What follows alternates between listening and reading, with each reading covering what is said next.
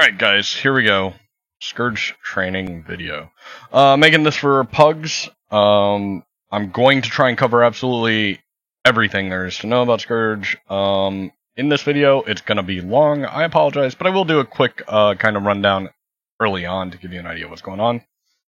After that, everything else will be everything from the very basics to the very advanced, and it's all going to be mixed in there. I've also got a bunch of clips to review and kind of give you an idea of how this really kind of plays out in action. And I'll probably make a separate video for that, just to kind of cut down on the time so you can kind of see the two different videos for whatever reason. I'll say this ahead of time, I'm probably not the right person to be doing Scourge training, not because I don't know what I'm doing, but because I'm not really good with details, and you're going to see that over and over again as I talk about this stuff. I have a habit of, you take a trade and you go, okay, well that means I have to play something a certain way, and then after that I basically forget why that is. So the details are, elude me, and I don't really care about them because, well, if you're playing it right, you're playing it right. But you'll have to bear with me as I go, is that what that does? Yeah, I think so. Okay, and I'll probably make a few slips of the tongue somewhere along the way. I very much apologize about that. But nonetheless, hopefully you will grasp the real meaning through everything. I'll try and be as clear as possible. And of course, I'll be as long-winded as I always am, which is another reason why I'm probably not the right person to be making this video. I have a feeling this is going to end up being like 3 hours. That said, here's the basics. You should be doing these two skills on call from your commanders. That's not always every group. You will have to take a cue from the charts and the strips charts from each fight as you join a guild and run with them as a guest or whatever. But certainly in Pugs, we want you doing wells in tandem with everybody else because it makes them more effective. When everybody strips at the same time and does damage at the same time in the same location, we get a better chance of killing people. It's that simple. This is about party play. This is about team play. World v World is a team sport. You got to play it that way, or we're going to be far less effective. So, on call, this is these. You don't even if the call is going to miss, you still do it just to keep yourself on timer. Along with everybody else in the squad, and you will see that in the charts. Literally live, you can tell when people are throwing wells. You also do them together, you never do them separate. That is a bad idea, and people will know if you're doing that, by the way. They can see that. Let's see. So, anyway, wells are on call, they're 900 range. They're like this. And that's essentially the simple method of wells.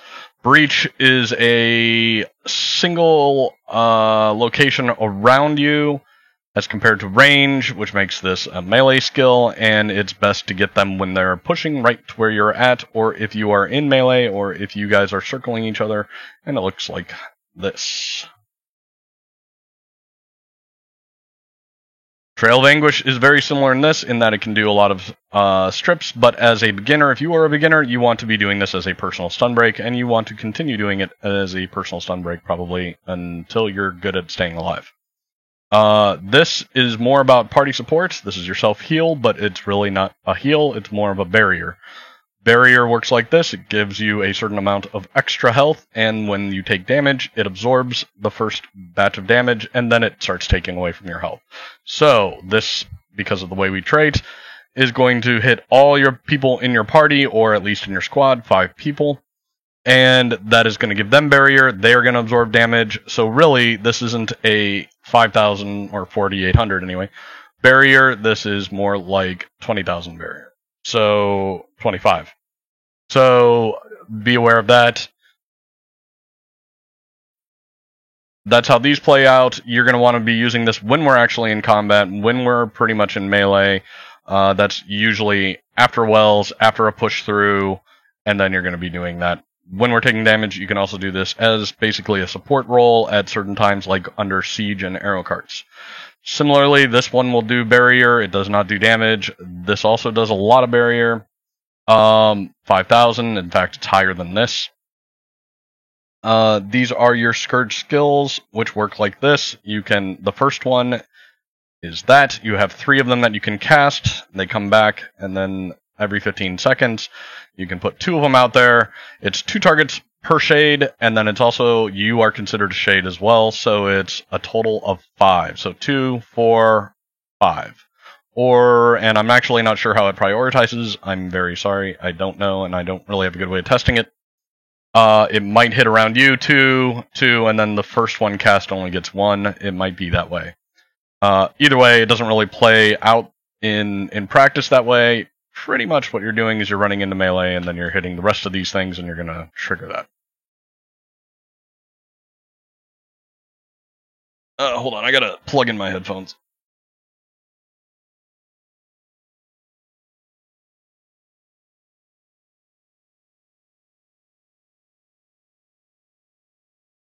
Alright, next up is... your basic rotation is pretty much wrapped around your 3 skills. That would be Devouring Darkness on your Scepter Dagger or Scepter Torch combo. And when you weapon swap, then there's Unholy Feast. These are the 2 main skills that you're going to be using all the time. You're going to be using them on cooldown, pretty much. You're going to be trying to do one of these, do other shit, whatever that may be, shades or these weapon skills. And then you're going to do a second Unholy Feast, which is at 9.5 second cooldown, and which will be your weapon swap as well. And then you're going to do a Devouring Darkness, which is on a 10 second cooldown, so then you're going to wait and do other shit, and then you're going to do another Devouring Darkness, and then you're going to weapon swap. Let's see. Life Force you largely won't have to pay too much attention to. This is because, as you kill people, that will be regenerating, but there are skills that specifically say they're going to give you Life Force back. That will bring this back. That's this, and that's this. So, you can use this on walls. This is a pro tip. Anything that you can target with the axe is pretty much going to give you Life Force. On walls that you can be damaged, that is the case. So you can target a wall and hit that, and it took me like a year before somebody said that, and I said, oh my god, that's awesome. So, pro tip, use that all the time on walls, and you'll get it back. You can use it on NPCs, same story with this. You can use it on gates, same story with these other 2, not just Ghastly Claws, but this will not work on a wall. Ghastly Claws will. And this will work on a gate as well, but not a wall. In addition to that, then, like I said, every time you kill something, you will see, like this guy, you will see a little animation of a little blob of ectoplasm flying at you. So here, I'm going to hit him. He dies, and see that little green dot fly towards me. That's Life Force. Doesn't matter if you're the guy who kills them. Doesn't really matter any of that. As long as the things are dying around you, it doesn't matter if it's an NPC. I'm pretty sure MOAs and yellow creatures will give it to you too. You can regenerate your Life Force. So as you see, each time I threw that and that, you're getting Life Force back. I'm going to finish it up right here. Bang, bang, bang, bang, bang. Done. As a matter of combo for Life Force generation, you can do this, then this, then this. Not a bad thing to do on Lords. Yada, yada. The basic rotation goes like this. Usually at range, say 1200, you're doing one of these out. If you're going to go up into 900 range, you can do this, and you're doing that, which is an F2. This is going to do a slight boon strip. This is not doing a lot of damage. This really doesn't do much, and this is a nice small little boon strip, but that's your 900 spike. That's about all you really got. In addition to, say, Devouring Darkness, and this, and this. These will reach 900. You can definitely use them. They're not super great, and this has a long cooldown, so really you don't try to use that quite as much. That's 900. 1200, you pretty much are just throwing a shade and not doing anything and looking pretty. At real pushes, though, what will happen is usually we're posturing and putting a shade out there first, and maybe we reposition, and then you throw another shade, and then we reposition, or maybe pull back, and now it's empowers and stealth and blast. You have no blasts, you're not going to do anything. Again, look pretty. And we're going to push in. You're going to hear a commander say, Wells out in 3, 2. As that is happening, you are stopping any of the other shit you're doing, and you are focusing on getting a target on this stuff. Some guilds will tell you to do a different rotation than this. This is pretty much what I like to do. I will show it to you. Sometimes they will have you doing other things. I don't think we're going to be doing that in Pugs anytime soon, so don't worry about that. But, I say that just so you know. So, as we're pushing in, you definitely want to have your target on, and this is really the case anytime they start calling for wells in 3, 2, 1. You want to find a target, you want to find your center mass. If they're putting markers down for where they want the bomb, that's what they want you to do, is get ready, and the moment it hits the end of the countdown, that's when you do it. Do not throw ahead of time just because you're in range. It's not what it is. It'll reveal you out of stealth. And it breaks the coordination of the group. You want to wait for the call. The rotation at melee is basically this. We're going to have postured a bit and thrown some shades out, so you will have shades out. You do want to try and keep at least 2 shades out at all times. 3 is fine as well. You can single target with the small shade, which is this. The real full shade bomb, though, is really a melee thing. You want to be doing, so you'll have shades out, you'll come in, you'll do Well of Corruption first. Some guilds are different, but usually, I'd say 95% of guilds want Well of Corruption first. Then it's Well of Suffering. Then, as you're pushing in, Devouring Darkness, unless you have to dodge, in which case you dodge through first, turn around, throw Devouring Darkness, Weapon Swap, Unholy Feast. At this point, you're probably going to want to put a shade out, maybe a second, directly into the squad, but if they're moving too much, that's not going to work real well. You can then do a Spinal Shivers and Axe 2. If you have time, you might be doing lots of other shit, like doing Trail of Anguish. You might be doing a Breach if the commander calls for that, or if you think it's just really, really good. You might want to be doing Sand Flare, because this is group support, and you'll probably need it once we get through them, because the other group is going to turn around and bomb us, so that's not a bad time at all. You'll have to use your discretion on all 3 of these. And if that's the case, then you're too busy really to do the axes, but you can get some shades out. And by then, the weapon swap is coming, and Unholy Feast is coming off cooldown again, so you hit that a second time, and then you flip back to doing Devouring Darkness, where if you still need to throw another shade, you can, and then you drop all of them, and you throw Enfeebling Blood on top.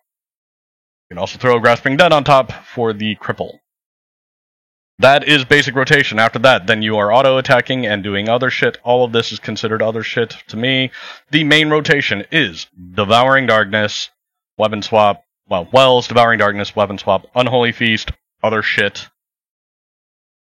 Wait for Unholy Feast to come back, do that, Weapon Swap, Devouring Darkness. Other shit, Devouring Darkness. This is the pattern. You're trying to get 2 of these out each and every time, and then you're swapping to the other weapon and then doing it again.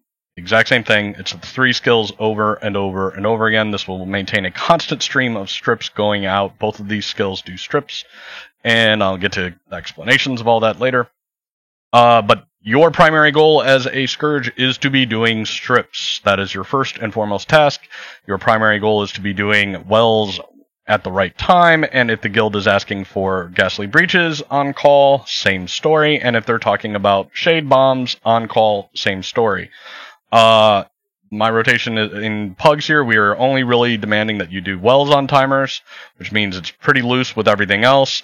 That said, most of the time breaches are called, it's a perfectly good time to do it, and you should be doing it on call as well. We do not call Shade Spikes, but some guilds do that, and you should be aware of that. In which case, then, what I just told you about the rotation isn't so much real, but this is a good idea anyway, to get into the habit and learn this kind of rotation. Wells, Devouring Darkness, get through them at some point, probably with a dodge. Unholy Feast, probably a Sand Flare, possibly a Breach, and then you're trying to get some shades out and get them ready to go, and maybe you get some focus axe going on a single target, and by then you're definitely going to be ready for an Unholy Feast. You swap back, you double strip with the 3s again, you do this, and then you're going to be and that's about the time to blow shades. If it's been a little while since you threw them, you throw another one, and then you blow all the shades. On top of that, then you throw this to get some more strips as well, and this, and that's the rotation. And then you just continue through Devouring Darknesses twice, flip back, this, and when you finally get to the point where basically everything else is on cooldown, you are absolutely supposed to be doing Spinal Shivers into Ghastly Claws and then Rending Claws in order to try to kill people. That is the rotation. That is what you're trying to do. This is part of your job, but it's really kind of comes last because the AoE stuff is just going to be far more effective, and that's the idea. So you're really going for the AoE stuff, but do not neglect your duties as trying to kill downs, for instance, finish downs. This is perfect for that. It's also very good for single targeting players like Firebrands, because you can kill them. Not too many classes can do that. You can. You do this to this to this, and you have a decent shot of dropping a Firebrand. Whereas most classes can't really focus them that hard that fast. This whole thing right here is 2 seconds, so it's pretty awesome. That's it. That's the rotation. I'll give you an example. I'll do it slow, so the timers are going to come off cooldown before I'm done, but here it is. So, at range, maybe something like this. Maybe we get into 900, in which case it's F2 as well for the strip. We're probably going to reposition. You get another shade out, and then it's Empowers and Blast. Charge in. Wells out in 3, 2, 1, bang, bang. Probably dodging through about this time, probably breaching about this time, and bam, right into this. Now you've got that out, you can start getting shades on top of the targets. Throw this, because you've got time. Maybe do a trail, maybe do heals. That's dependent. Get a second Unholy Feast going, get your Devouring Darkness, get another shade up, bang, bang, with extra strips on top of that combo. Bang for the cripple, dodging all the while, get a second Devouring Darkness, back into this. Now you've got time for this. Now you'll notice that the shades have these two are up, you can blow those again. And now you're going to wait for this again, Unholy Feast. That was an accident, sorry. Back over, Devouring Darkness, do other shit. I've got time to do this, and right now I'm not really focusing targets here at all. And so on, and so on, and so forth. And at this point now, these are back. You can do that whole thing again. You're going to have Wells back, so probably around this time, the commander's going to start calling for it. You will stop what you're doing and do that shit. And so forth and so forth. And I'm kind of screwing things up because I'm not keeping my fingers where they're supposed to be because I'm messing around with this other thing. Okay. That's intro course. That's all 101. There you go. I am now having some thief bother me. Alright. By the way, guys, I'm in Armistice Bastion here. If you don't have the pass, you've probably never been here, so you don't know, but this little thing has nothing to do with Scourge whatsoever. Ignore it.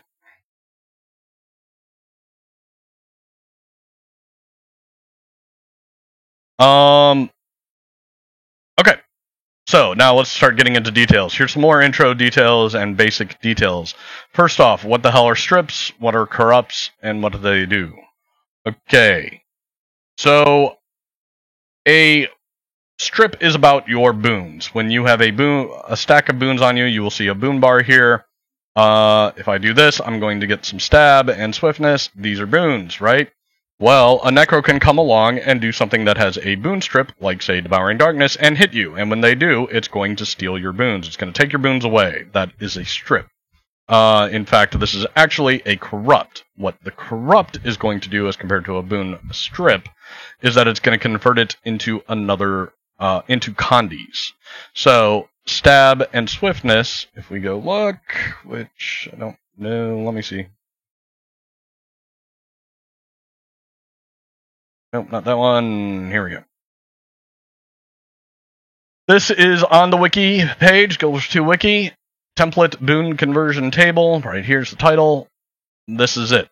These are the boons and what they convert to into conditions. So, stab gets converted into fear, and swiftness gets converted into cripple. So, if a scourge had come up to me and hit, while I had these two on it, I would now be crippled and get feared as well. And I think fear actually gets blocked by stab. Maybe. I've actually got testing on that somewhere, but like I said, I'm bad with details, guys. I'm really sorry. I don't remember. Anyway, a fear will make you then run away, blah, blah, blah, blah, blah. There's actually an interesting interplay in how that works, and if you ever really want to look at it, you can have somebody come and do like a Well of Corruption, and then have a Firebrand do a I think it's a Hallowed Ground at the same time, and watch as it goes down or how it plays out. It's actually pretty interesting, but I'm not going to get into that because they're both pulsing, right? One's pulsing stab, one's pulsing this. So anyway, all right. So anyway, a Boon Corrupt will convert boons into Kandis. A simple strip, like say this, is just going to remove the boons altogether. Damn it. Here. Okay. So what does that do? So Aegis converts to Burning, Alacrity to Chill, Fury to Blind, Might to Weakness, Protection to Vulnerability, Quickness Slow, Regen to Poison, Resistance Chilled, Resolution Confusion, Stab Fear, Swiftness Crippled, Vigor Bleeding. Obviously, hey, taking away their boons and putting Kandis on them sounds great. It sounds really good. Hey, and in many, many cases, it is. You can corrupt Stab into Fear and watch people run away from their squad. You can cripple people. Notice that Immobilization is not any of these, but you do get cripple, you get slow. That's not bad.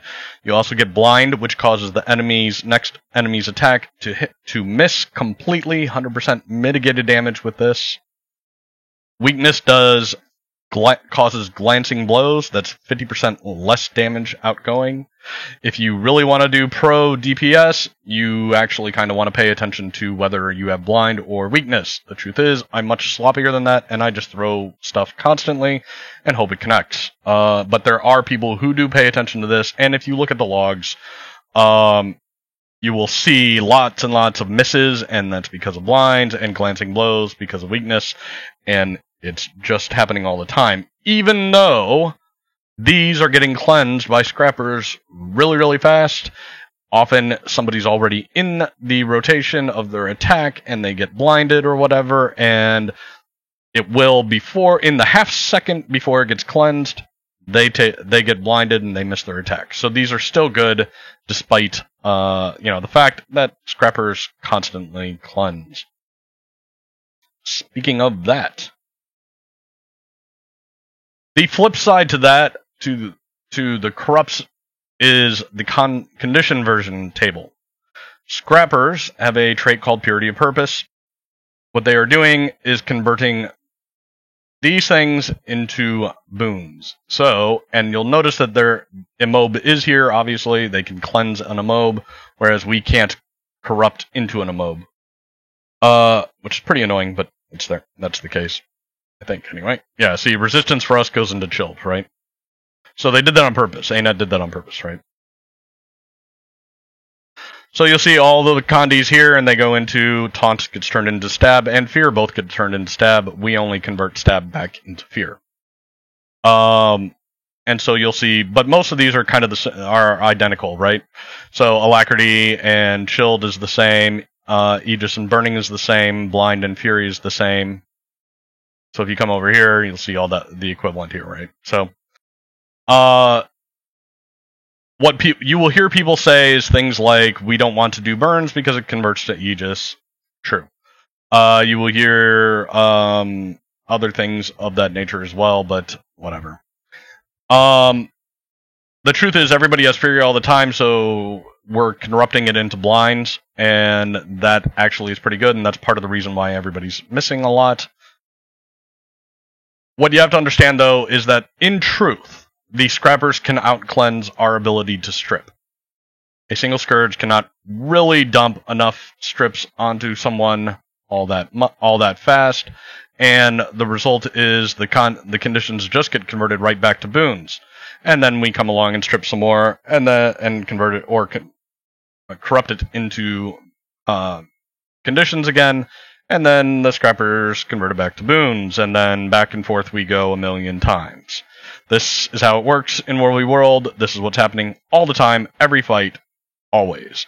we can't help but put out tons and tons of conditions. The scrappers automatically are converting them into boons for their squad constantly. This is one of the reasons why it's so important to stay on your tag and on your support and stay tight as a group, because this keeps you alive. All of the many of these things, like Aegis, prevent people from hurting you. Aegis blocks the next incoming attack. So this is essentially 100% damage mitigation. Obviously, stability, everybody understands why that's important, etc., etc., etc. Protection is also another huge one. Incoming damage decreased by 33%. That's pretty big. A hit that might have done, 15k will be reduced to 10k. So that saves your ass. So, how do we deal with the fact that we can't strip as fast as they can cleanse? Well, the answer to that is playing as a team. It's a team sport. When you, me, and everybody else in the squad is playing a Scourge, and we throw Well of Corruption at the same time, which does a bunch of pulsing strips on the target area, onto these guys, we are now not just stripping 5 targets for one of their boons. Now every well is stripping that many boons. And there's a possibility we will hit, you, me, and everybody else will hit the same guy and they'll lose 5 or 6 boons all at once. Not to mention, then we are intentionally following up these two with this, and then Unholy Feast as well, the 2-3 skills. We are intentionally trying to spike strips in one location on one group of people at a time, with the intention of trying to strip all their boons before they get reapplied, particularly stab, and then they get stuck with CCs and immobs and cripples and slows and things of that nature, and they can't really react fast enough, and then the damage kills them. That is the idea of how to win in World v. World versus groups, in particular against superior numbers and superior groups. This is why small groups can kill big groups, because they are dropping all their stuff in one location at the same time, whether it be damage or CCs or boon strips or all of the above together. All of this creates a scenario where we can catch people 3, 5, 7 at a time, maybe more, and you down a ton of people at once. That's what happens. That's why it works. And this is why Wells on timer with everybody else in your squad is so important. And this is also why the rotation I just gave you, where you're doing this, followed by this, because this is another 5, followed by this, because this is another 5, is so important. You are getting the 25 strips here and another 10 on top of it between the two. And this is also why you're doing bang on the way back, 5 here, and then immediately into this, and another 5 here. And then with the boon strips from this as well, plus this, it's a second set of strips that's a spike, and you have a better chance of killing people. That's why I have that rotation I just gave you. That's why that's what I've just kind of developed into over the time of playing the game. I will say this, though, there are other guilds that run, and they have different rotations, and certainly if they are calling Shade separately, they're doing that for the similar reason, and that is going to interfere with, like I said before, with the rotation I just gave you. But the one I just gave you is pretty solid, and I think you will find it works. Anyway, team sport. Play as a team, do this. Also, with regard to Wells, because of that, let me tell you something, and I'm just going to say this way, and I know it's going to sound rude, but I'm going to say it anyway. If you're not throwing Wells in tandem with everybody else, you're pretty much a worthless Scourge. It's not that you can't get the strip numbers. It's not that you can't have an effect on your own. Certainly, if you're doing this and then intentionally spiking as well, you're going to have a shot of doing it by yourself, but you're going to have more effectiveness in tandem. And let me tell you something, and this is the important thing. Everybody knows when you're not doing that. First of all, if you're throwing these separate from each other, if you're just throwing this whenever it's off cooldown, this is a 30-second versus the 40-second cooldown. Anybody can look at the log and see that you threw 13 of these and 8 of these, and everyone's going to know, hey, guess what? They're just throwing these whenever the hell and they're going to throw this whenever the hell, and certainly not together. This limits the effectiveness. This is your strips, this is your damage and vulnerability. The two to go to hand in hand. There's pretty much no one that thinks you should be doing this separate. In addition, if you're throwing these off cooldown, as compared to waiting for the commander calls, what you will see happen is when people are doing it in unison, you will watch their strip numbers tick up consistently. You can tell when someone throws a well or a breach or maybe a Trail of Anguish or something. You can tell when people are spiking. And in particular with wells. Like it's pretty obvious when, especially with a squad that's all doing it in tandem, at the same time, you will watch the strip numbers of everybody on the list go up basically in unison. When you are the odd man out, it's pretty obvious. When you're the person just throwing them whenever you want and not on commander call, it's pretty obvious. And like I said, you can also always go into the logs. All these things have timestamps associated with them down to the millisecond. And if everyone did it at 7:14:01 and yours came out at 7:14:20, everyone knows you were 20 seconds off. So I assure you, even if you think you're hiding in the group and nobody can tell that you're really doing it, I assure you people can.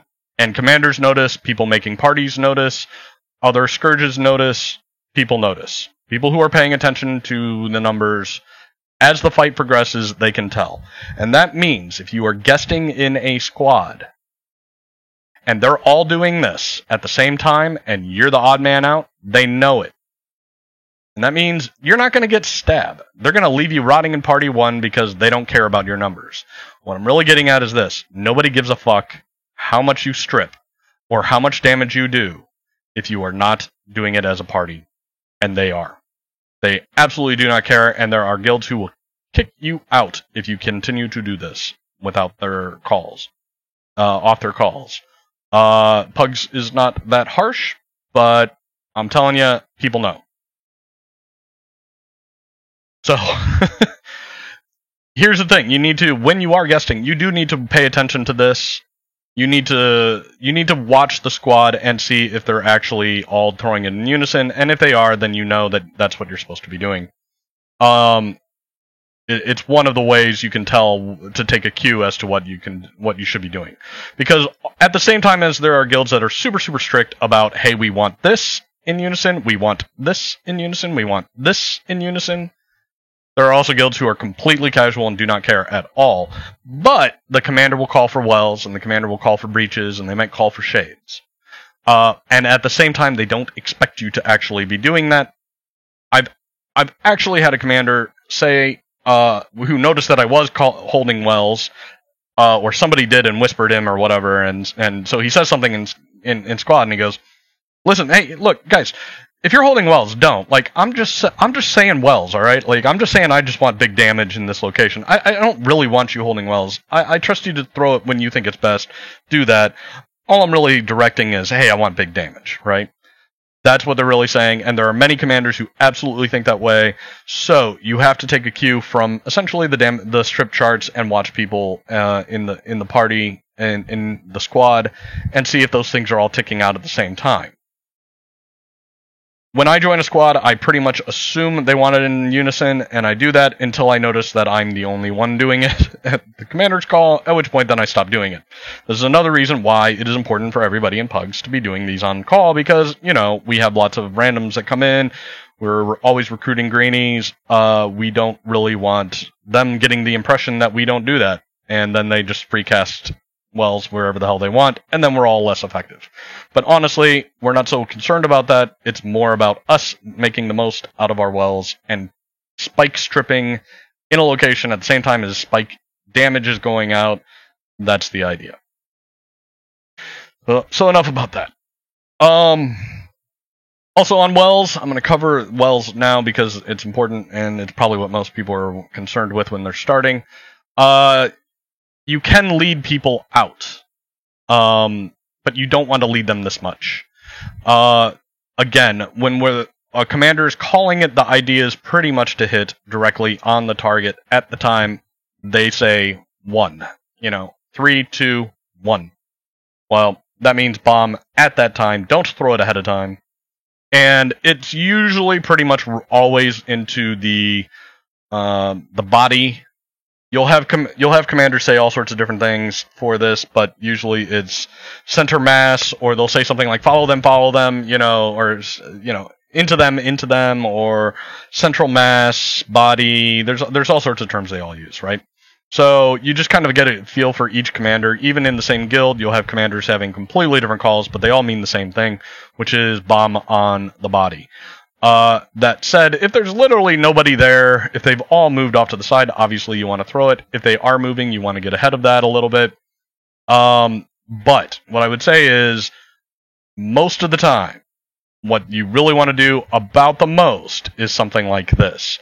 You want to be having it hit on the main group no matter what. And the reason is because as a bunch of these people are leaving, the target location, I should say, not the main group, but the target location, if a commander's putting a marker down or whatever, now, obviously, things change by the time they get around to the end of it. They'll put the marker up early so you can see it, and then the whole group moves over here. Obviously, you want to put it right here.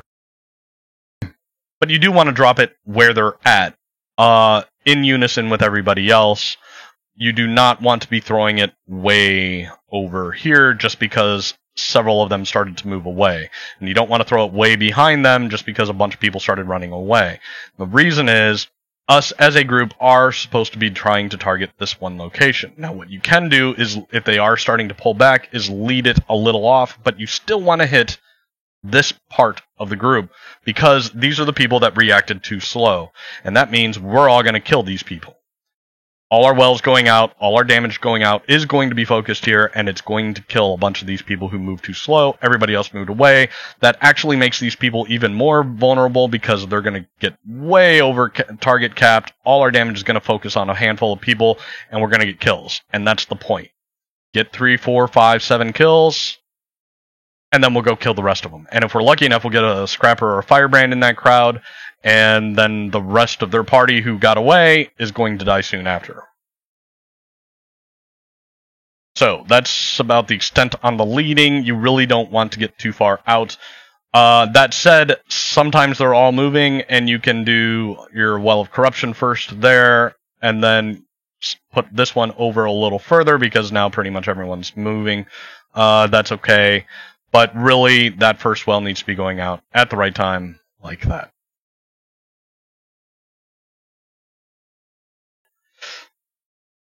Okay, I think that's wells. I don't think there's much more on wells.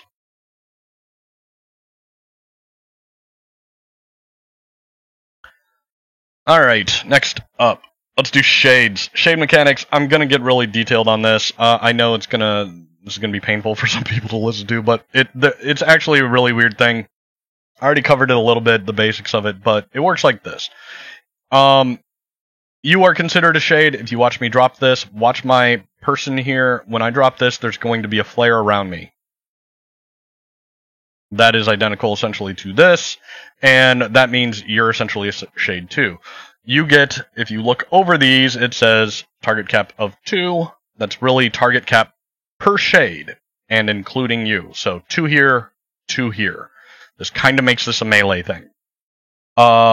You have 3 at your disposal. As you do that, you will see these little things, dots, which are pretty redundant, because that number 3 is telling you how many are out there. You have 3 to use, and they recharge at 15 seconds and last 15 seconds.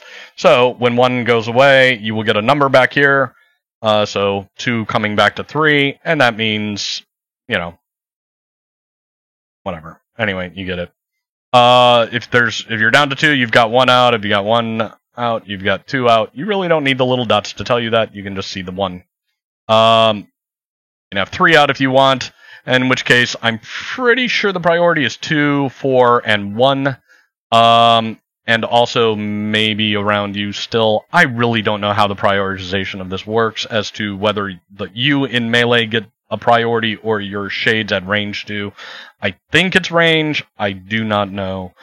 And I don't have a good way of testing it, because you have to have 5 targets, and like these guys here are just 3 at a time. So what can I do? I don't really want to bother like 20 people and make them all come over here and test it at the same time. So, it doesn't really affect the gameplay anyway. Most of the time you're not worrying about having 3 shades, and you certainly aren't doing 3 shades at range.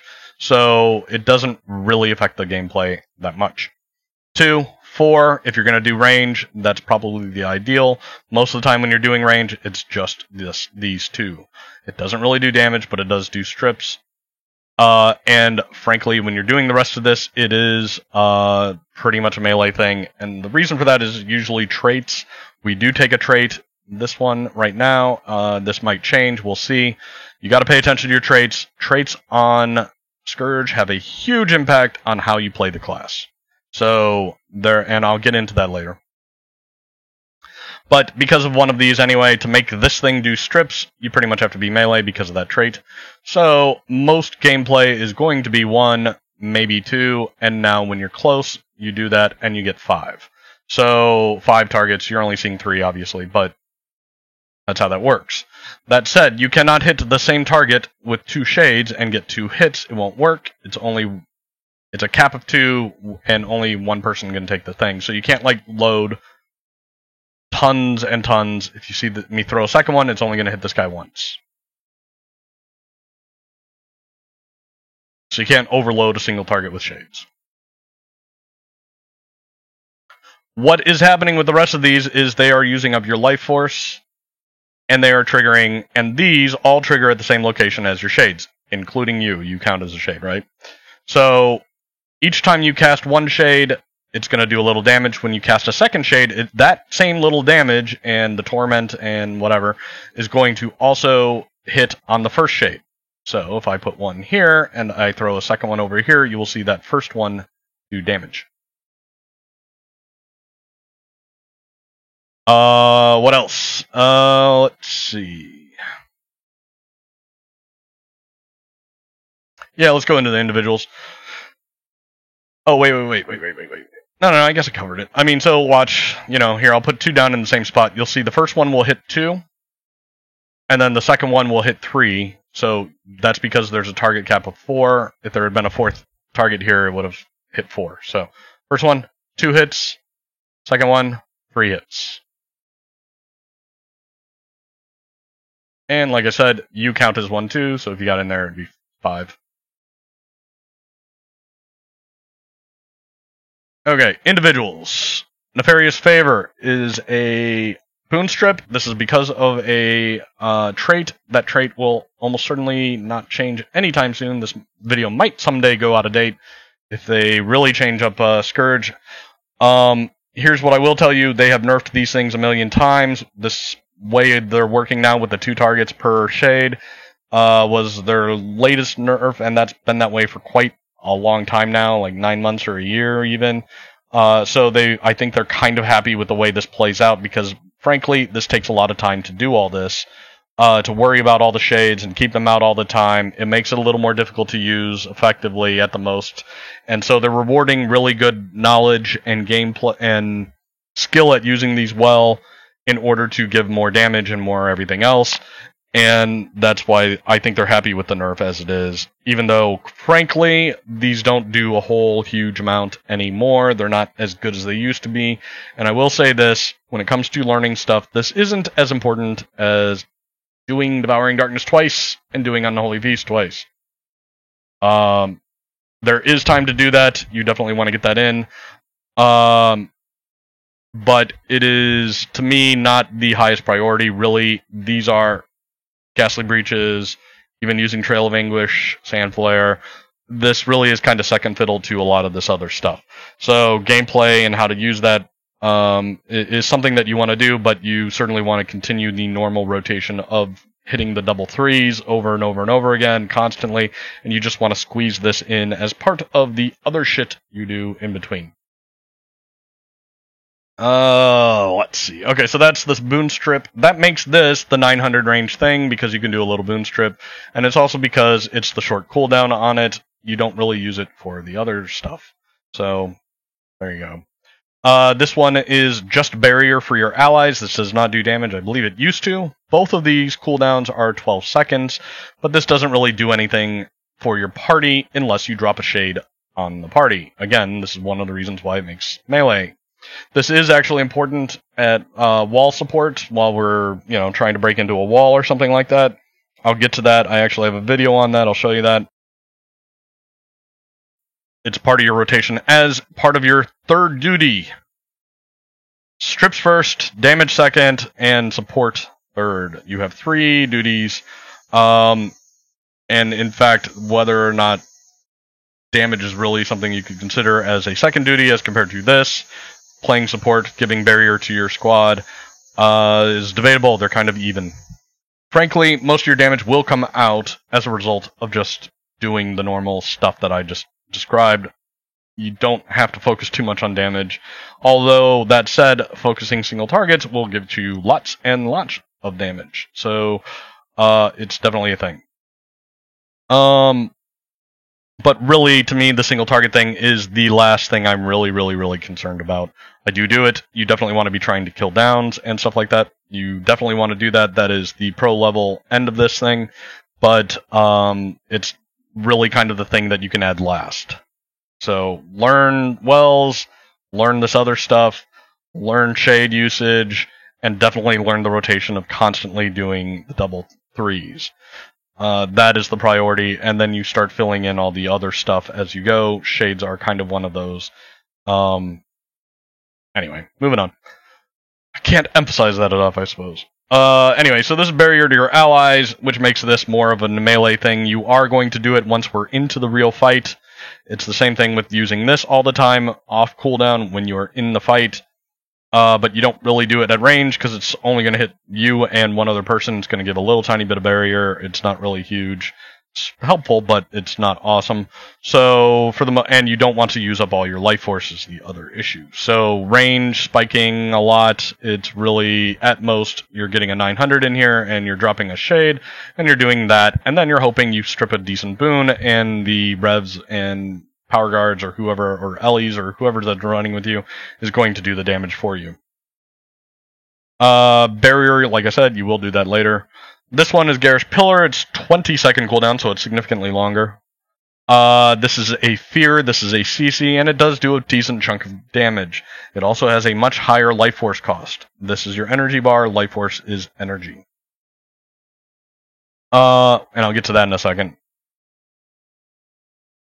This can be used intentionally to fear people. It is a CC. You definitely want to use that on the stack more than you want to use it on a single target. But you can use it for single targets, and the good time to do that, well, I'll get to that later. Well, nah, screw it.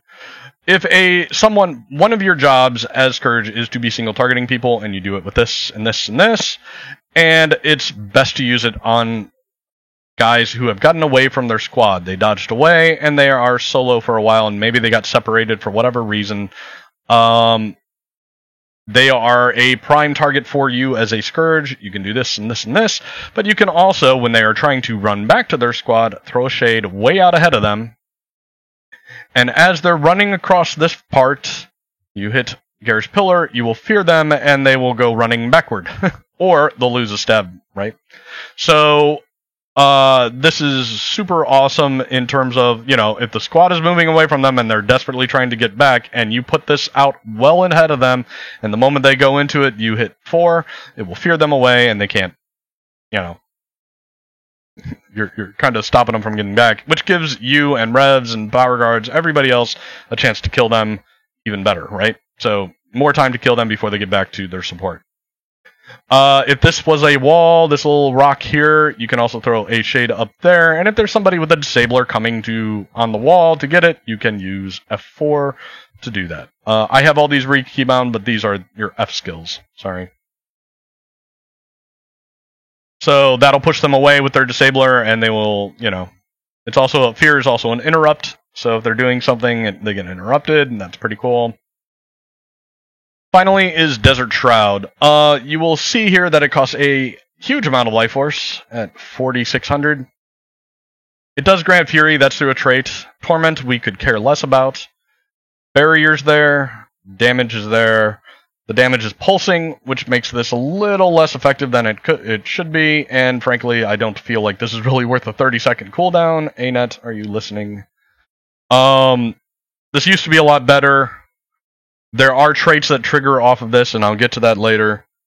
Including a boon strip, which is not being shown here. This is a... But the barrier is huge. 5,000. The damage can be huge, in particular against downs, because this is a pulsing damage. If you look at this barrier, it's 4839. If you look at this barrier, it's 5,016. This is more than this. So, this is actually really effective, but it also means you want to be having it where your shades are going to hit, and hit your own party as well as other people, which basically means at your feet. While you're in melee, say, after you guys have been fighting for a little bit, and you throw one of these, and then do that. Did I talk about Shade Bomb versus Shade Spike? I think so. This is basically your Shade Spike. In melee, you add this. The bomb is the whole thing. If you want to talk about pro-level action on this... on the actual, how you should really, what order you should be triggering these, at the low level, don't worry about it, throw a shade out, and then face roll from Desert Shroud down. At the pro level, if you really don't want to do this, do it wrong and learn to do it wrong, and that's really probably how you shouldn't learn to do it. You do F1, then you do F2 because it does a boon strip, and then you do 5 and 4. The reason being that this triggers other traits like Fury, and then you're going to get damage increase here. There are debates about how to do this, and also because in the end the barrier to your allies is probably less important than getting a good Shade Bomb out. So, and the damage and the effect from it. So, the boon strip you definitely want, and if you're face rolling this way and you don't have enough life force in the first place, like I didn't right there, to do the whole thing, you're gonna lose the strips off the tail end of that. It's really F1, F2, and then 5, 4, 3. That said, I don't bother with that, I just do the face roll. I'm also pretty good about life force management, so that doesn't happen all that often. I'm usually pretty good about keeping my life force before I do this. That said, there is a major life force management issue. As you can see, I am now out. You get life force, as I mentioned earlier, with this skill. The skill is not good. It's a range skill that it's a projectile, and it takes it can get reflected is the real problem. So, boom, that gave me some health back. Axe 2 will get that. You can do a second one after you've done those two, and then, of course, Devouring Darkness also. These 3 skills are all listed. It says you can gain life force from them if you look at the tooltips. Also, in addition, there is Torch 4 does a bunch of that, and in a GVG environment that actually benefits a lot because GVG environments basically have just one, you don't kill people constantly, because the other source of life force is as you kill people. Also NPCs. I don't think the white, owls and rabbits that are running around count, but, MOAs and stuff like that do. Siege does not. Basically anything that's alive, and I suppose golems are considered that too, they will generate life force for you as you kill them. What else? That's the main thing, I guess. Like I said, the F4 on Torch is pretty good in that scenario because you're not killing a lot of people, but you can get in close and blast them with a wave of the Torch 4, and it'll hit targets and it'll give you life force, and that's helpful. But really, Ghastly Claws is going to be your major source. You can throw this on NPCs. Because it's a projectile, it's hard to throw into the group and not have it get blocked or reflected, and so Ghastly Claws tends to be a bit of that source. So I'm going to kill this guy and get some life force real quick. There is another way, and so you can see a little blob of ectoplasm fly to me. There is one other thing to note, and this is actually kind of important, but sort of. Underneath Trail of Anguish, if you go down to the minion group, you'll see summon bone minions here. Sometimes you will be in a party with basically nobody, and they will say you'll hear someone say you need to get minions out, use minions. What they're talking about is bone minions. When you summon this, 2 minions show up, and now you can blast it. As you see, Putrid Explosion here is a combo finisher blast. They're talking about blasting this for stealth. You can blast stealth fields with this, and you will give your party stealth. This makes up for a lack of stealth from the rest of your party. Like if you've only got like 2 or 3 people in it, this will do the trick. So watch this. It also, by the way, will give you life force. So bang, bang, I'm back to full. In GVG environments, they use this all the time. What you're doing is, after you've done the fights, you will come back and you will swap off Trail of Anguish. You want Trail of Anguish for your fights, and then you swap over to Bone Minions, and then you blast them. And you'll sit there and do that until your bars are full, and hopefully the other Scourges are doing it too, so you're not the only one. And then, before you go in, you switch back to Trail of Anguish. This is also what they want you to do in the case of stealthing and stuff like that, and blasting minions to stealth. You need to remember to try and get back to the Trail of Anguish. Of course, if you're in combat, you'll get stuck on bone minions, which sucks. If it's the case of that, if that's what's happening to you, I would say don't worry about it, just stay on Trail of Anguish. Okay, that's life force management, and I believe I already mentioned you can attack the walls with your ghastly claws, right? Remember that. Pro tip. Okay, also... Yeah, let's do the rest of the skills, too. So, like I said, this is a projectile. It also puts on 8 stacks of vulnerability. It does a decent amount of damage. I'm pretty sure it's going to life siphon healing, so it's going to heal you a bit. You're not really going to use it as a heal. You're using it for life force, as it says there, 11%. That's pretty cool. 2 charges. The unfortunate thing is that there's a 3-second cooldown on it between charges, but it does work like this. You can do 1, and like I said, then Axe 2, and about the time that's finishing, you can go back to that, and that will get you a little. But it is a projectile, and it gets blocked, so you are almost better throwing it at an NPC and just not worrying about killing them or anything like that. You can just throw this at the NPC just for the life force. You can also throw it at, like I said, wall or gates and siege, catapults, enemy catapults, whatever. MOAs. Similar to this, in the fact that it's a projectile and it kind of sucks because it's a projectile, is this, Deathly Swarm on Dagger 4. This is a blind. We like blinds. It causes chill due to a trait we've got, and I'll touch on that later. It transfers conditions from you to the targets. This is actually really nice in terms of getting rid of condies off of you, but most of the time in the real fights, that's not really practical. You're not really doing that. It doesn't really do any damage, but it does apply blind, and of course we love blinds. But in reality, when you can't really throw that into a Zerg and expect it to actually hit 3 people. You might get lucky with 1, maybe 2. Most of the time, this is going to get blocked or reflected somewhere in the squad. I'm going to trigger it so you can see it. Bing, bing, bing. Like this other skill on the focus 4, you're kind of better off just throwing it off on a Pew Pew Ranger who, even though they don't know they're actually helping you out, are helping you out. Because you can use them to cleanse condies from yourself if necessary.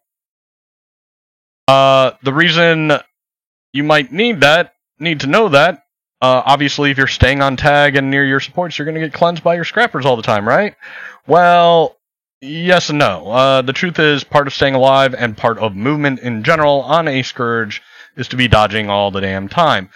Our build in particular has both double energy sigils going. You don't necessarily have to have them to survive, but they sure as hell help. Energy sigils will reduce half your dodges back every time you do a weapon swap. In combat, that is. So this means you can do a triple dodge It also means that since we're constantly swapping weapons, basically every 9 seconds, because you're trying to do Devouring Darkness, other shit, Devouring Darkness, swap, Unholy Feast, other shit, Unholy Feast, swap, you are going to constantly be getting extra amounts of dodges, and you might as well use them because the best way to stay alive in World v World is to be dodging, because it's evades. You evade frame. Anything that's coming at you while you're dodging doesn't do shit. So, if you're in combat, you can then weapon swap. You see I just got energy back, and bam, I get to dodge a third time. And as you can see, now I'm already ready to do 4. What will happen in real play, in reality, is this. We will be pushing up. We will get up to here. We will pause. We're spiking out at 900 or 1200. We are in their damage. They are spiking on us too. And maybe you are thinking the commander's waiting here too long because they're in minstrel gear and you're not. So you say, hey, you know what? I'm going to dodge away. And you dodge over here with the intention of dodging right back. But as you're dodging away... And by the way, this is actually how I play all the time. I'm constantly dodging away and back around the commander, sometimes across the commander, so that I'm really just dodging about 300 across him, and always staying really, really close. The commander is almost always directly in front of me. That's the positioning, the way you play this. And then I'm dodging away, though, if things seem to be getting a little too hot and I'm scared I'm going to get CC'd or something, I will dodge away. Now, if at the moment I do that, the commander goes, go left! Dodge forward and left! And suddenly the commander went this way, and so did the whole squad, and I'm left on my own over here with a huge bomb of red all in between, and maybe even the Zerg passed that way. I can end up way far away from my tag, which 2 dodges is really not enough, but I'm going to hit this guy just to make sure I stay in combat so this works. You can double dodge, swap, and double dodge, and you will get back. In addition to that, Trail of Anguish is an insta-cast, so you can cast while dodging. So I'll show you that. This also gives you stab, which is super useful, particularly when trying to get back. It's kind of the waste of the offensive ability of this, but it's certainly not a bad idea, particularly if there's bad guys around. But back to the scenario. I dodge away, I'm out 1 energy, I do not have a triple job dodge until this is back. I have Condis on me now, and they're not getting cleansed. I can turn, I can throw a 4 at a ranger or whatever, and it went over here because I had him targeted. And then I wait for my double dodge to come back, or perhaps the weapon swap to finish, or get down to, 2 seconds.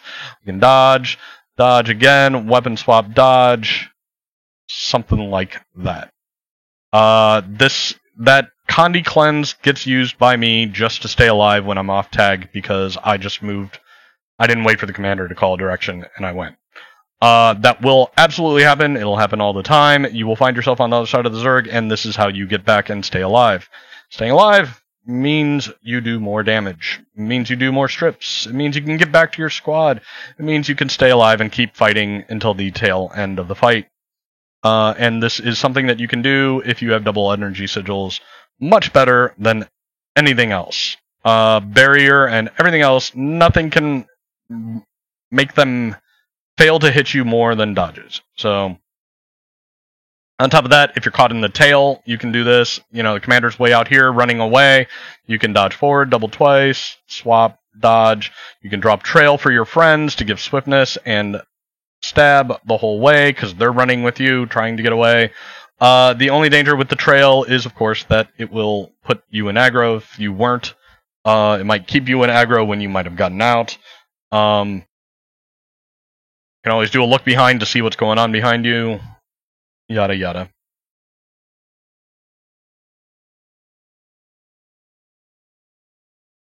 Okay, that's staying alive, that's survival. Like I said, dodges are your friend on a Scourge. The energy sigils particularly benefit Scourge just because you are doing this rotation constantly and constantly swapping weapons, which means you have constant dodges to use, and it really, really, before anything else, before barrier, before vitality, before toughness, it's the dodges that are going to keep you alive. and you will absolutely see me doing this all the way through my fights. It is throw wells, do some dodges, do a dodge, throw this, do a dodge, swap, do this, do a dodge. Like, it's like that. It's skill, dodge, skill, dodge, skill, skill, skill, dodge. That's basically the way you play it to stay alive. There are guilds who run double nullification and double absorption instead of doing double energies, which we do, and we run force and bloodlust. There are guilds that do that, and usually their supports are super badass, and that's why they can get away with that. It also does change the playstyle a little bit, because obviously you're not going to have 3 dodges anymore, and you're not going to have quite so much. That said, you will have plenty of vigor, and that will give you extra endurance regen, but I'll get to why that is later. Let's see. Yeah, let's talk the rest of the weapon skills real quick. So more detail on Devouring Darkness real quick. 10-second cooldown, 3/4 second cast. It's pretty easy to interrupt this as you do this and then do a weapon swap, so be careful. I do this all the time accidentally. I miss stuff. I miss casts all the time. Part of the gameplay of Scourge is super fast paced. It really is. You actually have a lot to manage and a lot to do. In terms of like keeping on top of shades, keeping on top of wells and breaches and trails and heals, and then at the same time doing this constant weapon swapping and double threes. You have a lot to do. It actually is pretty fast paced. I don't understand why people call it boring. I mean, they say stuff like, well, it's boring because the commanders take over wells from you, and they take over breach, and they even take over shade, and it's just like, just do what they tell you. Scourge is easy, just do what they tell you. To that extent, I'd say that's true. That it's easy because of that, you can just pretty much do what the commander's telling you. But that said, it's not necessarily... But I don't find it boring at all, and the reason is because of the other shit that you can do in between, and I'll get to that in a second. You also have these other skills. Like I said, this one's really just a personal Condi cleanse, but these others here on Dagger... on Scepter Dagger are much more well, they're AoEs, they're 240 range. These are basically the same skill, only with different cooldowns and slightly different purpose. This one does a bleed and weakness and a bit of damage. Targets 5, 240 radius, 900 range. This same range, same radius, same number of targets, pretty much the same damage. 3/4 second cast, same thing. Only this one's 10 seconds, and this one's 25 seconds. The big difference here is this does 5 strips. This one just does a cripple. So it's a bit of a CC, and some damage. And this is a bit of a strip, and some damage.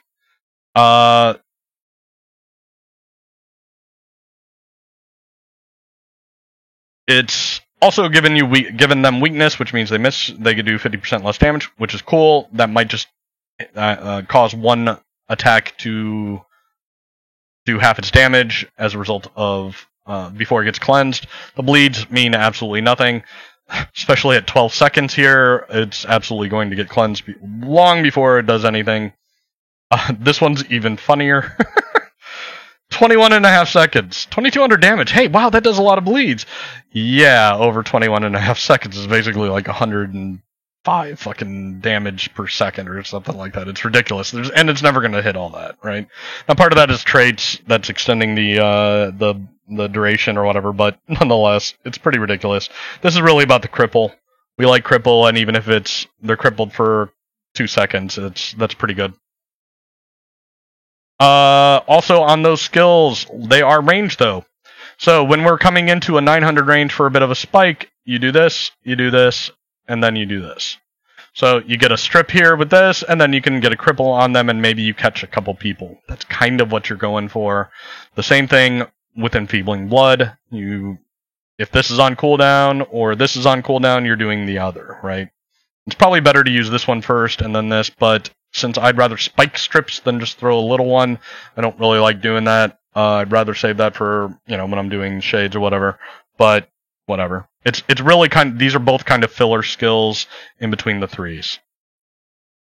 That said, there is the ability to do, you can cast it and turn and leave, and it will still hit. As you see, they're bleeding. It works. Same thing with this one. Both of them you can cast and turn around and run away, and it'll work. This one also has an interesting animation, and you will see this on occasion. It reaches up out of the ground and grabs them. So, and while I'm at it showing you animations, let's show you Enfeebling Blood. It looks like this. It's part of the reason why this sucks is because it is visible. I don't think anybody really tries to dodge it. It's not important enough. But it does have a 3/4 second cast time, and I think that animation is adding perhaps something. I don't know. This one has always felt really, really slow to me, and I don't really like it. This is similar in the exact same way. That said, this is a 3/4 cast time too, so I mean, you got that all over the place. So that's those. Auto attack is actually an auto attack chain. There's 1, 2, and 3. It's really more focused on bleeds than anything else, which makes it pretty much irrelevant. But it does do damage. You can get bang, bang, bang out of it. It does throw poison out there. Reduces incoming healing. That's kind of nice, but most likely it's going to cleanse. We just don't care about condies. It's not bad, but it's single target. And it's not a significant amount of damage, single target. Over here, though, I already talked about this one. This also has an offensive ability here. First of all, these two on focus are 1200 range both.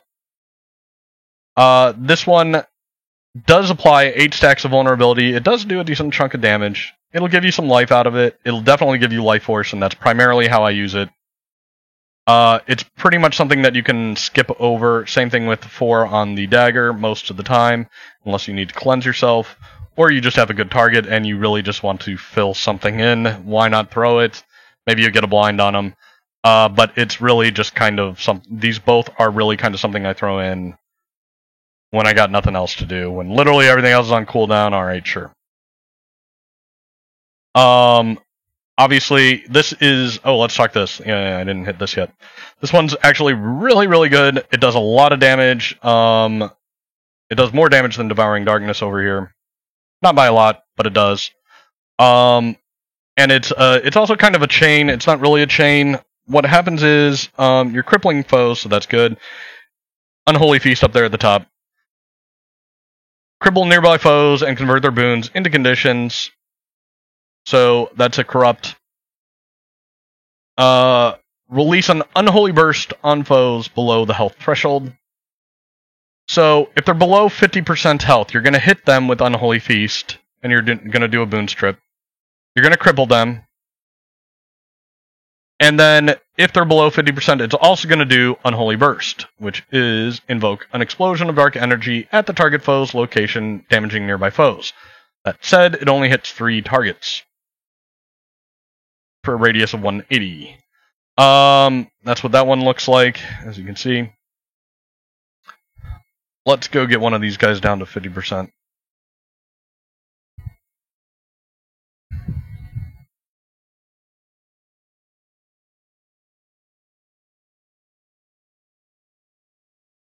Alright, so what's going to happen is I'm going to walk up here and I'm going to do this. It's going to hit all 3 of them. And then Unholy Burst is going to come out right afterward and hit all 3 of them again. Probably. I don't know if they're all in range. But here you go. Bang. Bang. Okay, it only got 2 of them. That's how that works. Both of those can do a lot of damage. They often will do very similar amounts of damage on the charts. Usually Unholy Feast is going to do a lot more because you're getting more targets, but it depends. Sometimes you're only hitting 2 or 3 people with this in the first place, and Unholy Burst then hits 2 or 3 as well, so they end up being pretty even in numbers.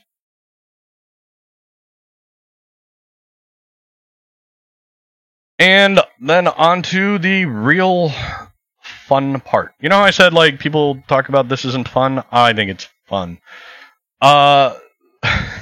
This class isn't fun? Here you go. Spinal Shivers. when you've done your other shit and you've done your rotation and you've gotten over onto Axe and you've done an Holy Feast, or when you're just fighting a cloud at range and they're not really grouping up, you can kind of camp on this for a little while. Although really you shouldn't be camping anything, period. But it's not a hard and fast rule. It really depends on the scenario. There are times when you can just sit here and camp on this. And in addition to that, sometimes you just get busy doing other things like messing with shades. The deal is this: Spinal Shivers is a ridiculously good skill. You will hear Scourges talking about this on occasion. Oh, I just crit for 16k, or that's pretty unrealistic. It doesn't happen very often, but I've actually got a video here that I found for 15k. I started searching 2 nights and I found one. This is when this crits and it hits, and you hit somebody with 3 boons. And as you can see here, the damage is higher against somebody with 3 boons.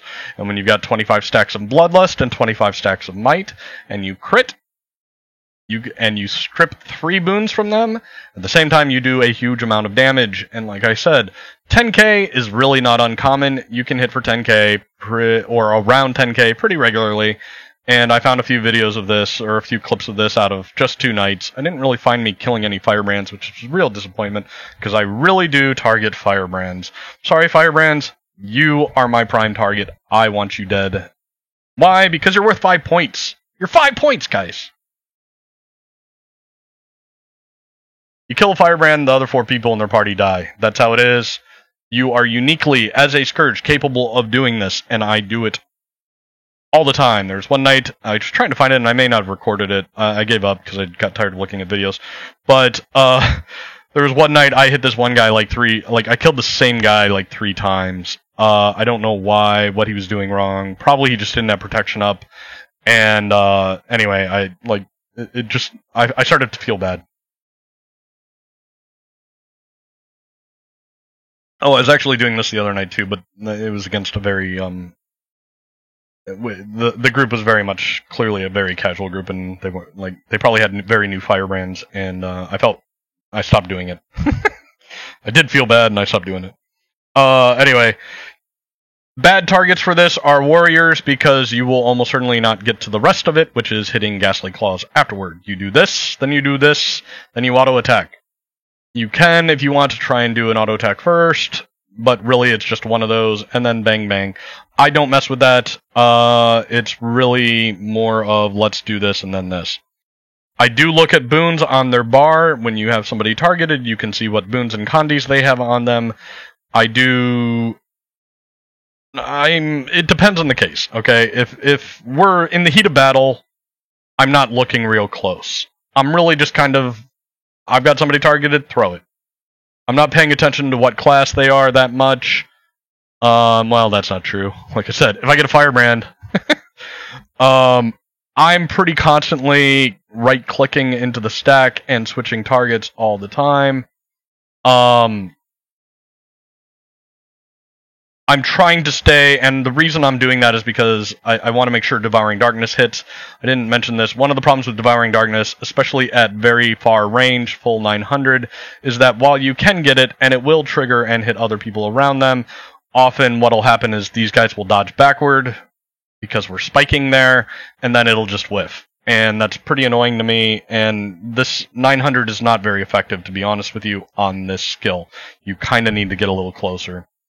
And the thing is, you need the closest target. I have my tab button not switched to tabbing between targets, but to the nearest target. Take nearest target. If I walk over here and I hit tab, maybe, I guess they're not enemies, so it's not going to work. Yeah, it's just targeting this guy back here. Anyway, if I click away, sorry, then I hit tab, bam, it's the closest guy. So that helps me with this. It's also, I'm in a habit of doing just kind of right-clicking into the stack, and that keeps a nearby enemy targeted at all times, but this also means that I'm switching targets all the time, which is fine with me because it also means that I'm hunting for vulnerable players. Also, with vulnerable players off-stack, I'm absolutely doing that. And as a Scourge, it is your job, for sure, to be targeting downs. If there's a down here, or a down off-stack even, you should be throwing Ghastly Claws at it. This is 8 seconds. This is 16 seconds. You're not always going to be able to do the combo. You're not going to be able to target somebody who's alive and nail them down. But you definitely can be throwing axes at downs, and you should be. This thing can hit for 10k. This thing can hit for 10k. It's pretty regular that it happens. It's like all the time. You should be targeting guys and finishing downs. You are very good at it. These things cannot be blocked. These are not a projectile. It looks like it is, but it's not. It does not get... I'm pretty sure anyway. God. I hope not. Anyway, it's brutal. This thing can hit for... You can't tell on these guys because they don't have boons, but this thing can crit for way over 10k. This makes you very good at killing people, single targets, and like I said, once you've done your other jobs, it's time to start trying to single target people. Once you've kind of got things on cooldown, gotten into the steady rotation, it's absolutely time to start single targeting and start killing people, and it makes this class super fun. Because I'm doing it all the time, and I love it when I get a Firebrand. So, I don't know, maybe I just got really bored with the game after a while, or with this after a while, and this became just something I started doing, but it's not just that. The pro level, all the pro level Scourges will be doing this. This is something you definitely want to work towards. That said, other things are more important. Namely, staying on your 3 skills. You can stay a little longer to try and get those axes and kill somebody, but and that is worthwhile to get a second axe on a down especially. But well, anyway, the pro level guys, they are calling targets and taking targets, and it will be a good idea to put a keybind somewhere for you about taking targets, because when you get somebody who's already pretty practiced at calling targets, they're expecting you, as a Scourge, to be throwing Spinal Shivers and Ghastly Claws at the guys. Then, once they are down, it's a pretty good opportunity to throw Soul Grasp at them, because they're down, and you're going to be able to put 8 stacks of vulnerability on them super quick. Auto attack will also do plenty of vulnerability and damage. Ghastly Claws as well, if it's off cooldown, but, you know, it just depends on the scenario. This is... Assuming they're not in stack anyway, this is pretty good. You can target people off the stack, and they are vulnerable, and you can make that happen, and you should be doing that. It is part of your job. Don't... Just because these things, the Scourge really looks like this big artillery cannon with all these big AoEs, and that's certainly where you're going to get the majority of your damage from, doesn't mean you can't be single targeting and effectively killing and downing people, including the most valuable player on each party, the Firebrand. So you should be doing that, and... Alright, that's enough about that.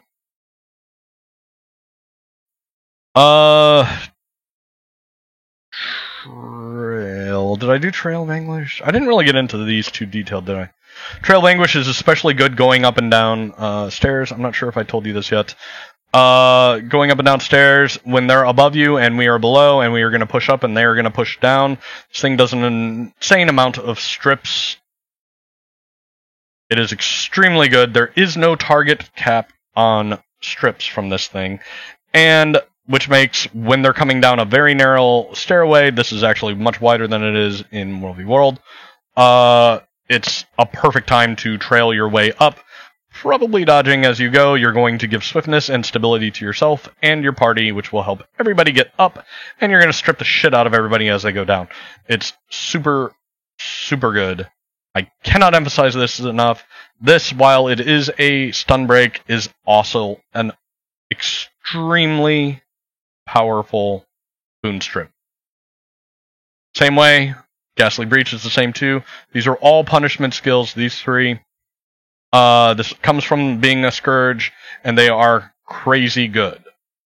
This is one of the reasons why my Scourges are still valued, even though some people are like, oh, Reaper, Reaper, Reaper. Well, whatever, I'm not going to get into Reapers, but Scourges are absolutely still good. Ghastly Breach has no cap on targets. It does all this damage. It does boon strip. Well, in fact, it's a corrupt, but it's a special kind of corrupt. All the punishment skills are the same. You'll see that on all of these. but it's a corrupt, and it corrupts directly to cripple and torment. And it says it there in the description. All of these will say similar thing.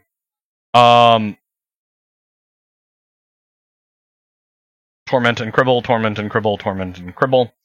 You're not really doing it for the torment. Torment's absolutely worthless. Cripple's cool, but it's probably going to get cleansed. We don't care. The burns are going to do that too. We don't really care. We're going to do burns as well. We don't really care. And sometimes you will see Scourges with a bunch of burns.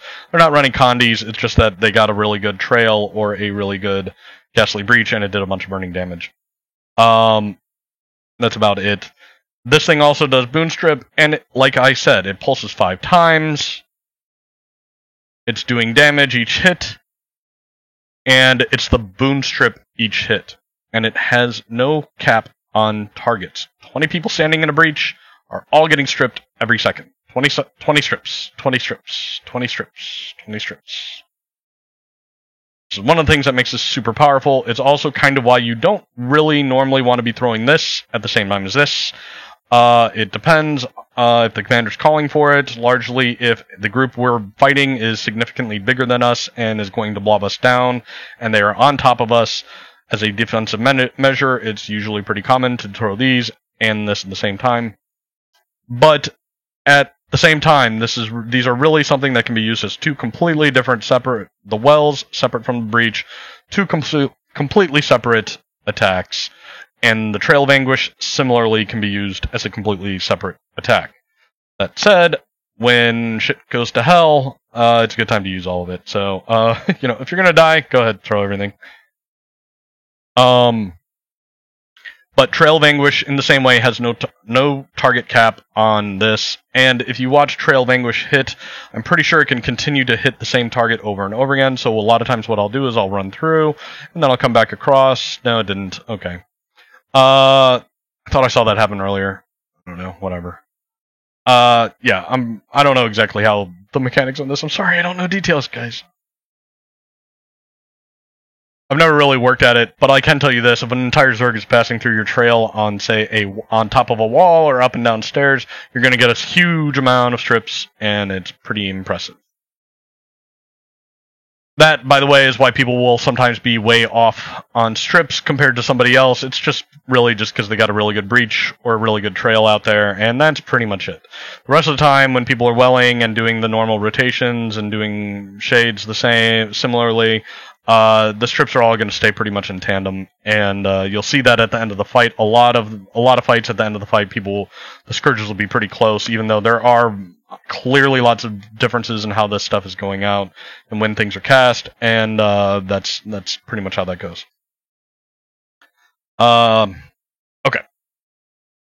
That's your skills. That's how to use them. Let's talk traits. So Domo Kun here, this little icon, Mantle of Sand. This is just saying, hey, this is your Scourge trait, whatever. Saying you get access to punishment and shade skills. Again, these are your 3 punishment skills. What's important about that over here is this middle trait that we're taking. You will always see everybody always taking that, and that's to reduce the cooldowns on the punishment skills. You get 20% recharge reduction. We don't care about the fact that you're getting the sadistic searing because it's adding burns. We don't really give 2 shits about burns.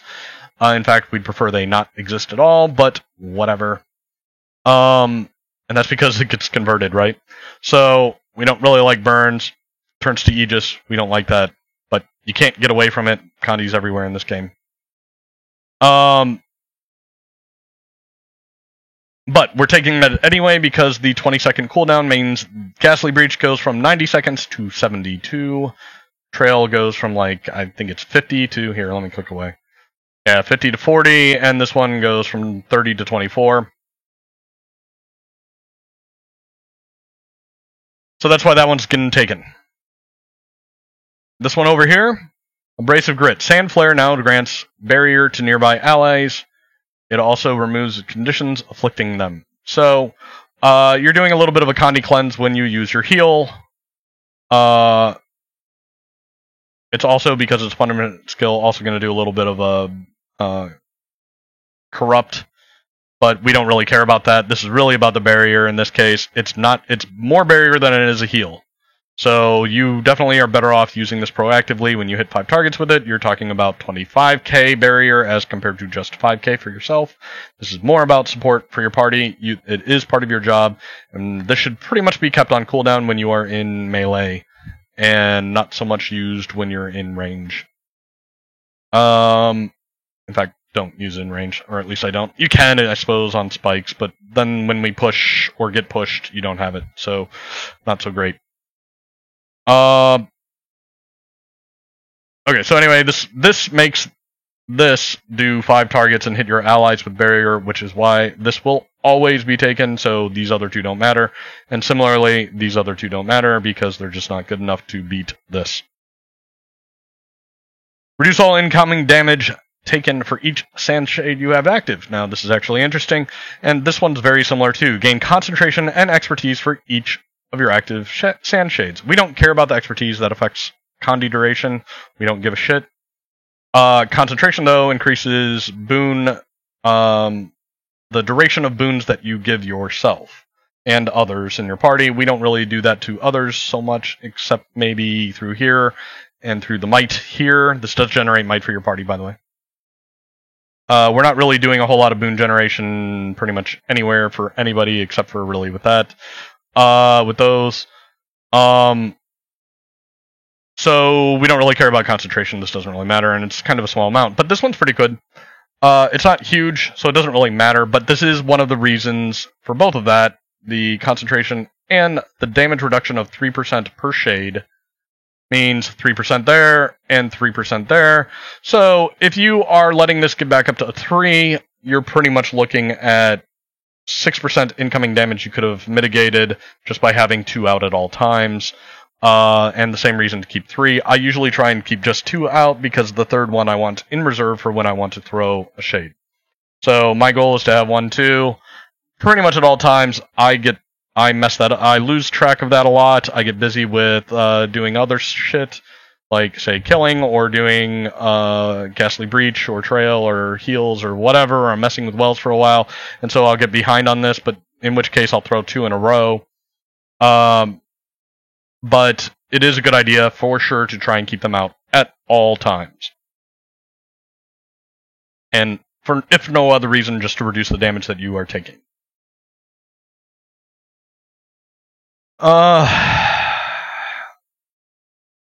Let's see. And it does have an effect, this expertise, this concentration, by the way. Here, watch. So, this one is actually one of the best boons in the game, or traits in the game. It really, really is. I'm not going to get into details on that, but just look right now. Aegis, 6 seconds. I'll get back to this in a second, alright? Let me finish up the shade thing. I'm going to go ahead and throw these out. Sorry, my fingers aren't on the keyboard. Here, I'll do another one. Bang, bang. Now I'm getting 90 concentration, which makes that 6 seconds go up to 6 1/4. I think if I do another one, it'll get a little more, 6 1/2. So the Aegis duration that I'd be getting is now longer, and as the shade goes away, it goes down. And you get the idea here, right? So that does have a little bit of an effect, but not really much. We don't really care about that, but the incoming damage isn't too bad. This is, like I said, one of the best traits in the entire game. But that said, people used to take, and you might still see somebody talking about this, and you might be tempted when you look at this to say, hey, look what that does. And I'll basically sum it up. It turns your shade here, your Desert Shroud, into this better version of the other one.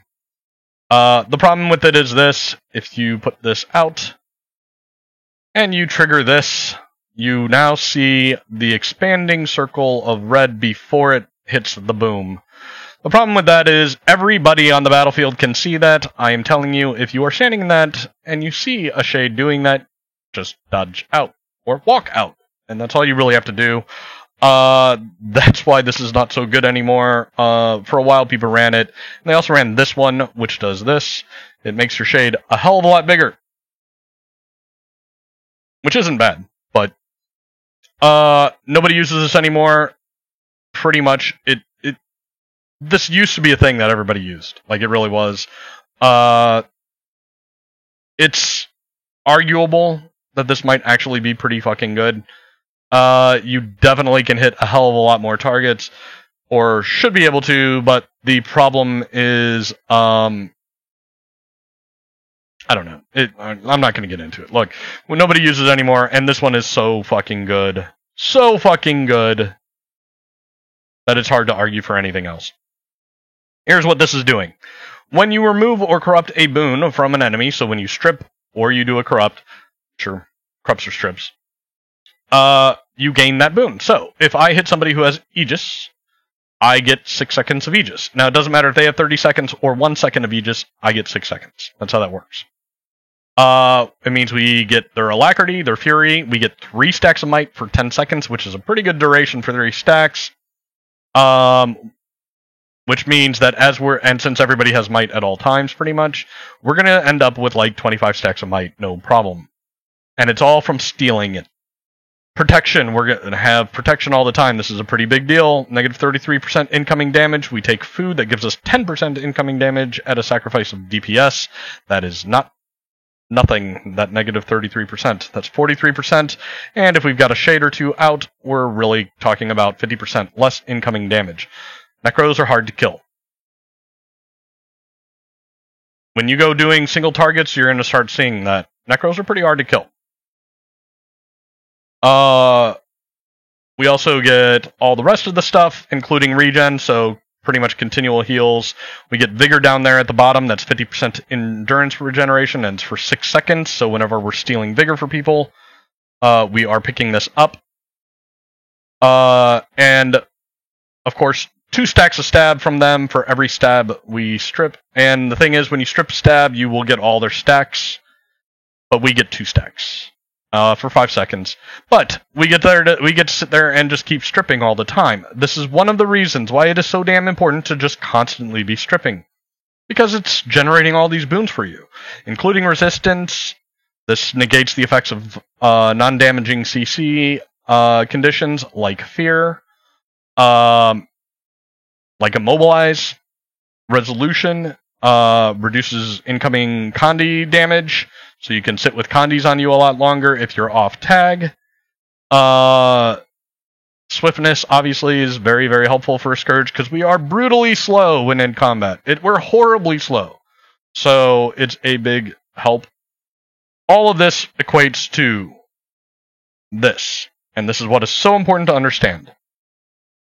When you are boon stripping, you are gaining survivability. When you are boon stripping, you are gaining offense as well. Your damage will go up the more you do boon strips. This is not just about spiking strips simply for the sake of trying to kill people, which of course it is, and that is the primary purpose, and that is what we are trying to do, but it's more than that. It is literally your survival is based on it, and it's literally your offense is based on it. Because you will be getting Fury constantly, even if it gets stripped from a Scourge, and you will be getting Might constantly. Even if it gets stripped, you will be generating it right back. You're not dependent so much on the scrappers, but between the and of course the firebrands, and of course the revs, throwing out Might and Fury all the time, you can generate all this stuff yourself just by doing boon strips, which is one of the reasons why this rotation of double 3s over and over and over again, every 9 seconds or 10 seconds, is so important, because as you're boon stripping, you are getting all these boons. It is keeping you alive, and it is helping you kill. And that's one of the functions of this. And that's why this is such a good trait. I think people don't quite realize it. They go, oh, I get all the boons, but they don't realize how much it really is. If you look at bars of Scourges during fights, it is not uncommon for them to have literally every single boon, and have a stack of 30 seconds going, full stacks, and like 30 seconds of it. Quickness is not easy to keep up from generation from scrappers and firebrands, but Scourges can have perma-quickness.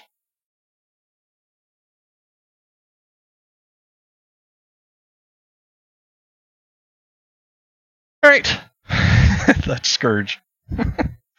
Curses. You will see everybody in the game always having curses as part of the build. There's a reason for that, and it's Devouring Darkness. If I click away from this, you will see that my Scepter 3 goes away. It changes to Feast of Corruption. This one, don't worry about reading it. It's basically the same thing, only it's only hitting one target for one boon strip. When you hit this, or Corrupt, whatever, same thing, practically. When you take this, however, you change this to Devouring Darkness. Same thing, only now, corrupt boons from enemies around your target. So now, you are hitting them for five people around the first target. So, you target somebody in the front, it hits that, it hits the guys behind them, and you get 5 boon strips. Actually, corrupts. Nobody will ever take anything but this, so who the hell cares what the hell these things do? I suppose I should actually cover it, but in case they nerf it, but you know what, this video is going to be long enough as it is. This one doesn't matter, this is just give us bleeds and increase bleed duration. You know how I was talking about how ridiculous this is? Well, that's partially because of this. This one, nobody... Okay, here's something to bring up. Disabling a foe inflicts Torment on them. There are people who will be running Condi builds, and they will be focused on Torment. I am telling you right now, if you are trying to run Condi Scourge, you're doing it wrong. Nobody cares about Condi right now. There's tons of Torment in the Condi Scourge build, and Torment right now just got nerfed into the ground. It does nothing in World v. World. It is worthless. Anybody trying to run a Condi Scourge is just way behind the times. Don't listen to them. You should not be taking anything that has anything to do with Condis for the sake of the Condi stuff. This is way off the mark for now. Maybe in the future they will buff Condis in World v. World. They just did it to Open or PvE, and they did it in a big way, but for now, in World v. World, this is not a thing. So then it becomes a question of which one of these two to do. Your first attack after entering Shroud transfers conditions. Okay, so that means when you trigger this, it will do that. Speaking of that, Condi or Shroud here for the purposes of traits, of which there are many that trigger off of Shroud, as compared to a Reaper where you enter Shroud and then suddenly your bar changes and you get new skills. And then you're in Shroud until you use up your life force, and then you exit, or you choose to exit Shroud. Scourge doesn't do that. You just have this bar and you keep your weapon skills at all times, which of course adds a layer of stuff to be doing all the time, because now you've got not only the weapon skills, but you also have these on top of that. Skills that trigger off of Shroud, like this, traits. Your first attack after entering Shroud transfers conditions. Meaning, conditions on you transfers to your enemy. So if you were to do an auto attack after entering Shroud, which is hit this button, in the case of Scourge, rather than entering Shroud, this counts for the purposes of entering Shroud. This is why it's a 30-second cooldown. It lasts for 6 seconds. So traits triggering while you're in Shroud, it's only 6 seconds on Scourge, which kind of sucks. And maybe it's 7 because of 7 pulses, I'm not sure. I mean, damage 7 times there, so maybe it's 7 seconds. But anyway, it's 6 or 7 anyhow. Sorry, I don't know details. Doesn't really matter. We're not really focused on that on this build anyway. But I will tell you something else. There are a number of these traits. Here's another one. Gain Fury when entering Shroud. Gain additional precision. You get the precision at all times. The Fury is when you hit this button, and this is why Fury here is highlighted in blue on this Desert Shroud. So this is the equivalent of entering Shroud, and that's how you get Fury. And although really we don't really care about the Fury because we're grabbing it from here all the time anyway. So this is really about the precision, and we don't really have a choice on the matter anyway, so this is just a nice bonus, but who really cares? That's when entering Shroud. This one is blinding. A target will also apply chill. I'll tell you what, let me come back to that. Let's talk about the Shroud thing some more. Let's talk about Soul Reaping real quick. Soul Reaping does get taken sometimes, and some people do it, and it looks like this. This is pretty much the standard. The reason people take it is usually when you're running staff. It says marks become unblockable and generate life force when triggered. Staff, all these 4 skills on staff are marks. They basically, I'm not going to bother hopping over to it and showing you, but what it does is it puts a mark out on the ground, sort of like a shade, only it's really just a trap. And when somebody walks into it, it will explode and do the effects. So one of them is a fear, one of them's damage, one's a Condi cleanse. I don't know. They're not really all that great. One puts chill on, one does bleed and poison or something like that. I don't know.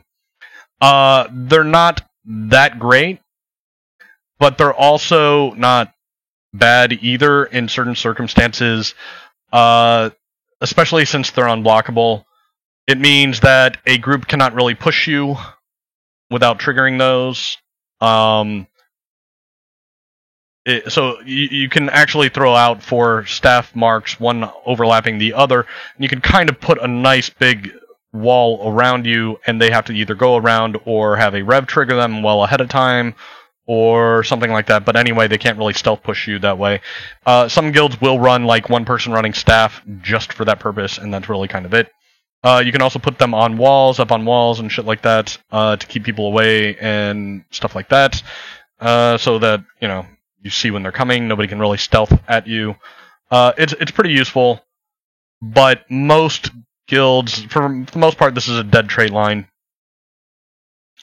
That said, it has a ton of stuff here, or at least 2 things, big things, that trigger on entering Shroud, and there's a reason I'm going to point this out because it explains this a little better. So here's this one. Death Perception. Gain increased critical strike chance and ferocity when in Shroud. You get 300 ferocity. Critical chance 33%, which is really quite a lot. But you're only in Shroud for 6 or 7 seconds. 6 seconds, I think it is. And that means you really only have this buff for 6 seconds, which drastically changes the way you do your play style, which is largely this. And this was more of a thing back in the day, but you would do this, then this, and then you'd immediately get a shade out there and bomb. And the reason was that you wanted this to trigger while the wells are going, so that you were doing your damage goes up from that. And then, of course, then you'd swap into the normal other stuff to try and maximize that damage from Shroud. In addition to this one is this one, where entering or exiting Shroud increases all damage you deal for a duration by 10%, and the duration is 10 seconds. So here's how that works. You trigger this, you enter Shroud for 6 seconds. This triggers for 10 seconds, but then you exit Shroud after 6 seconds here, and then this gets reapplied for another 10 seconds. So it's 6 seconds, and then another 10 seconds for 16 seconds of 10% damage increase. This, in a very real way, increases your overall damage, and you play it that way, and you have to play the style that way. Be aware that if people are like, hey, switch to staff, or your guild that you're running with wants Soul Reaping, and they want you on staff, maybe they want you on Soul Reaping for the unblockable staff marks. This is the idea of how you need to be playing this, is trying to intentionally maximize damage off of that 6 seconds here and 16 seconds here. So it's much more bursty sort of damage. It's good for big bombs like wells and shades on top of that and other things. This was better when shades were better. Now it's kind of a dead trait line because they're not so great. In addition, Spite has some very, very effective traits, and I will get to that in a second. I think this is what we're on. This might change, and it, as I said, things affect the playstyle significantly, so you need to be aware of that. And it's important to understand how this mechanic works, and that's why I wanted to show you Soul Barbs there. Soul Reaping. Okay. Chilling Darkness. Blinding a target will also apply chill. But Kaylin, you say? I keep looking at all this shit and I don't see any real blinds. The only thing we have is this, and you just told me it's really only good for a Condi clear. Okay, true. Here's the deal, though. If you go back to the boon conversion table, Fury gets corrupted into blind, and that will trigger this. So you will get the chill out of the blinds every time you corrupt a Fury. And, of course, everybody's got Fury all the damn time in World v. World, pretty much. The Revs constantly have it, of course. And they're giving it out to everybody else. So, not to mention Purity of Purpose, not to mention all the rest of it. So, you will be corrupting Furies, and every time you do that, you will also be blinding them, and when you do that, you will be chilling them at the same time, and we like chill. It slows everything down. This is probably the best choice, at least currently, until they change something. We don't really care about the Connie cleanse. I mean, we don't really need it.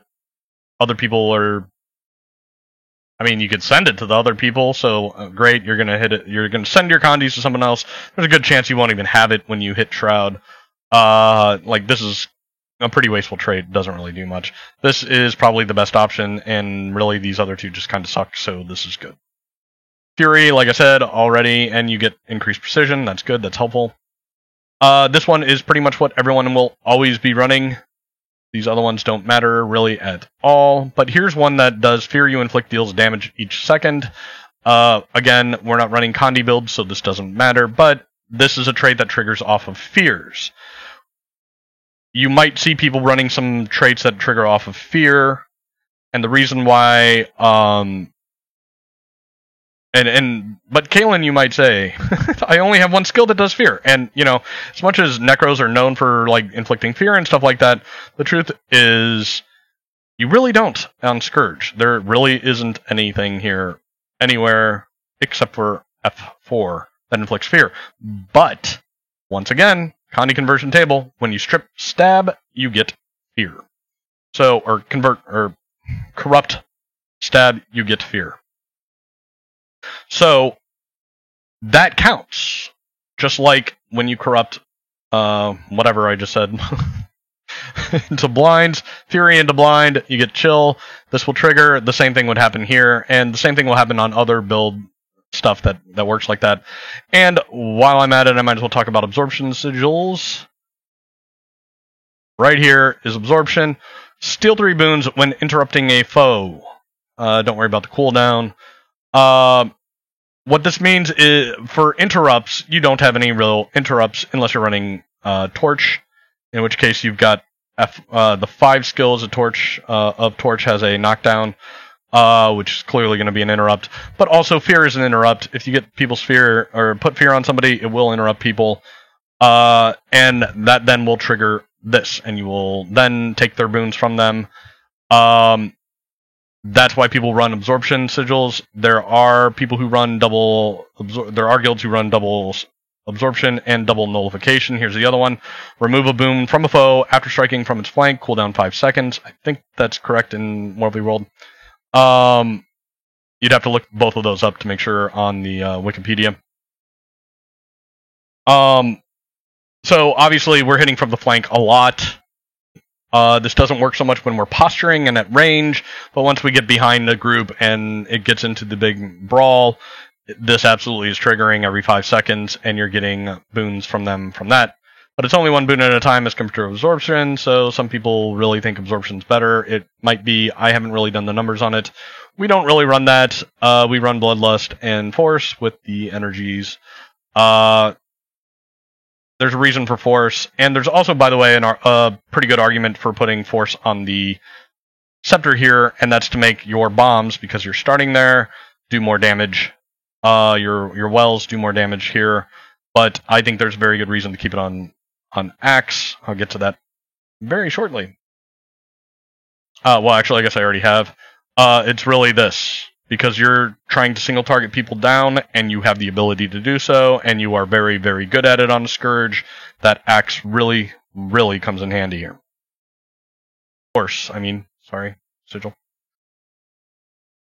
Okay, what's next? Okay, so anyway, everyone's pretty much always doing this one. Shroud skill 2 now additionally converts boons to conditions. That's this skill that makes this worth a damn. Otherwise, it's just doing a Condi cleanse, and that's really the Scrapper's job and Firebrands. We don't need the Condi cleanse, but we definitely want the boon strips. So this allows us to throw a shade all over the place and just trigger this all the time because it's only 12 seconds and get a little boon strip on targets, on a handful of targets at a time, and certainly it's part of the bomb as well. So that's why this, and that means the rest of these don't matter at all.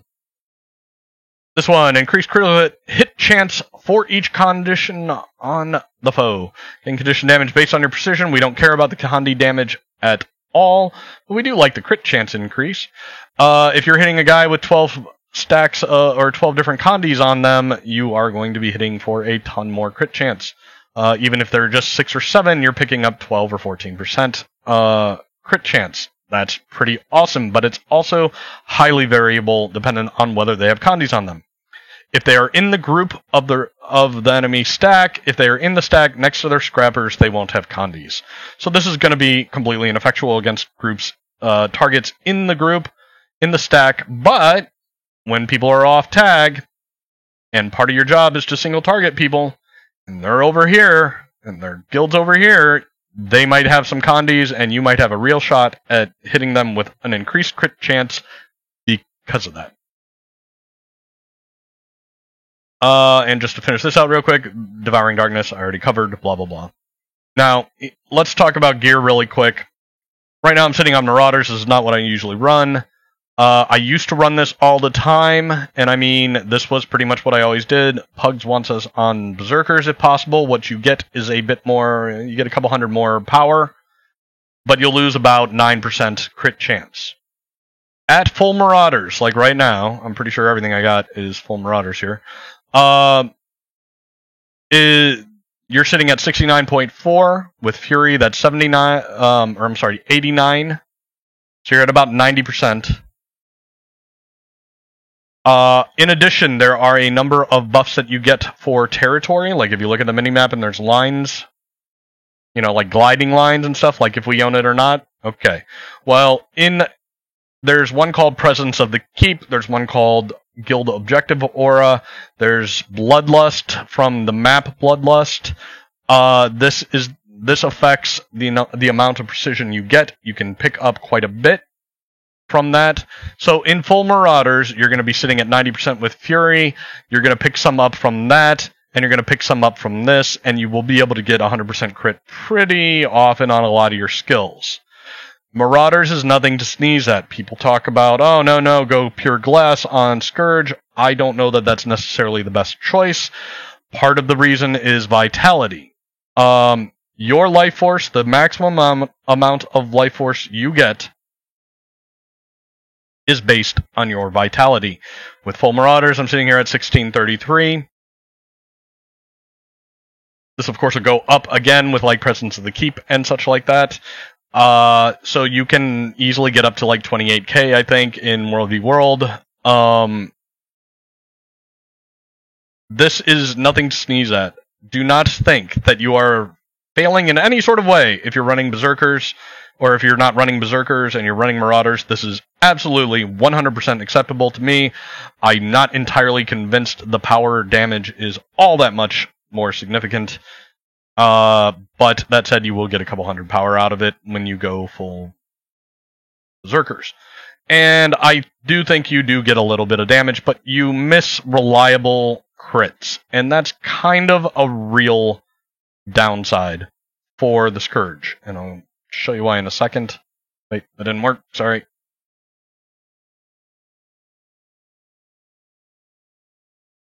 You get that all? Okay. And then weapons. So here's the change. Here's what will happen. Now your life force is down to 13k instead of having 24 and whatever. It's now 19. It's about 20k. That's still plenty of health, really. You don't really need the health for... You don't really want the Vitality for the health. You kind of want it for the life force. Running a mixture, and by the way, my trinket is still Marauders here. But this is pretty much full glass. You can see I'm now up to 2700 power, but I've lost 9% crit. And I've lost 600 Vitality, which is then affecting about, I think that was about 18k something a second ago. Sorry, I wasn't looking. You can rewind the tape. Video. Yeah, I'm showing my age. Sorry. Anyway, that is nothing to sneeze at. Being able to have all your enough life force to do the full bomb on a regular basis is important. There's a real argument to be made that this is not the best way to run this class with full berserkers. Certainly a partial is not a bad idea. This is why I just leave my trinket here as a Marauders, and I'm not too concerned about it. That said, I do think a lot often you get a little more damage out of the power. I don't know. I haven't really min-maxed this. I don't know what the exact number is that you really kind of get the most out of everything. Somebody's probably got that somewhere. You can probably look it up online, and someone's probably got it.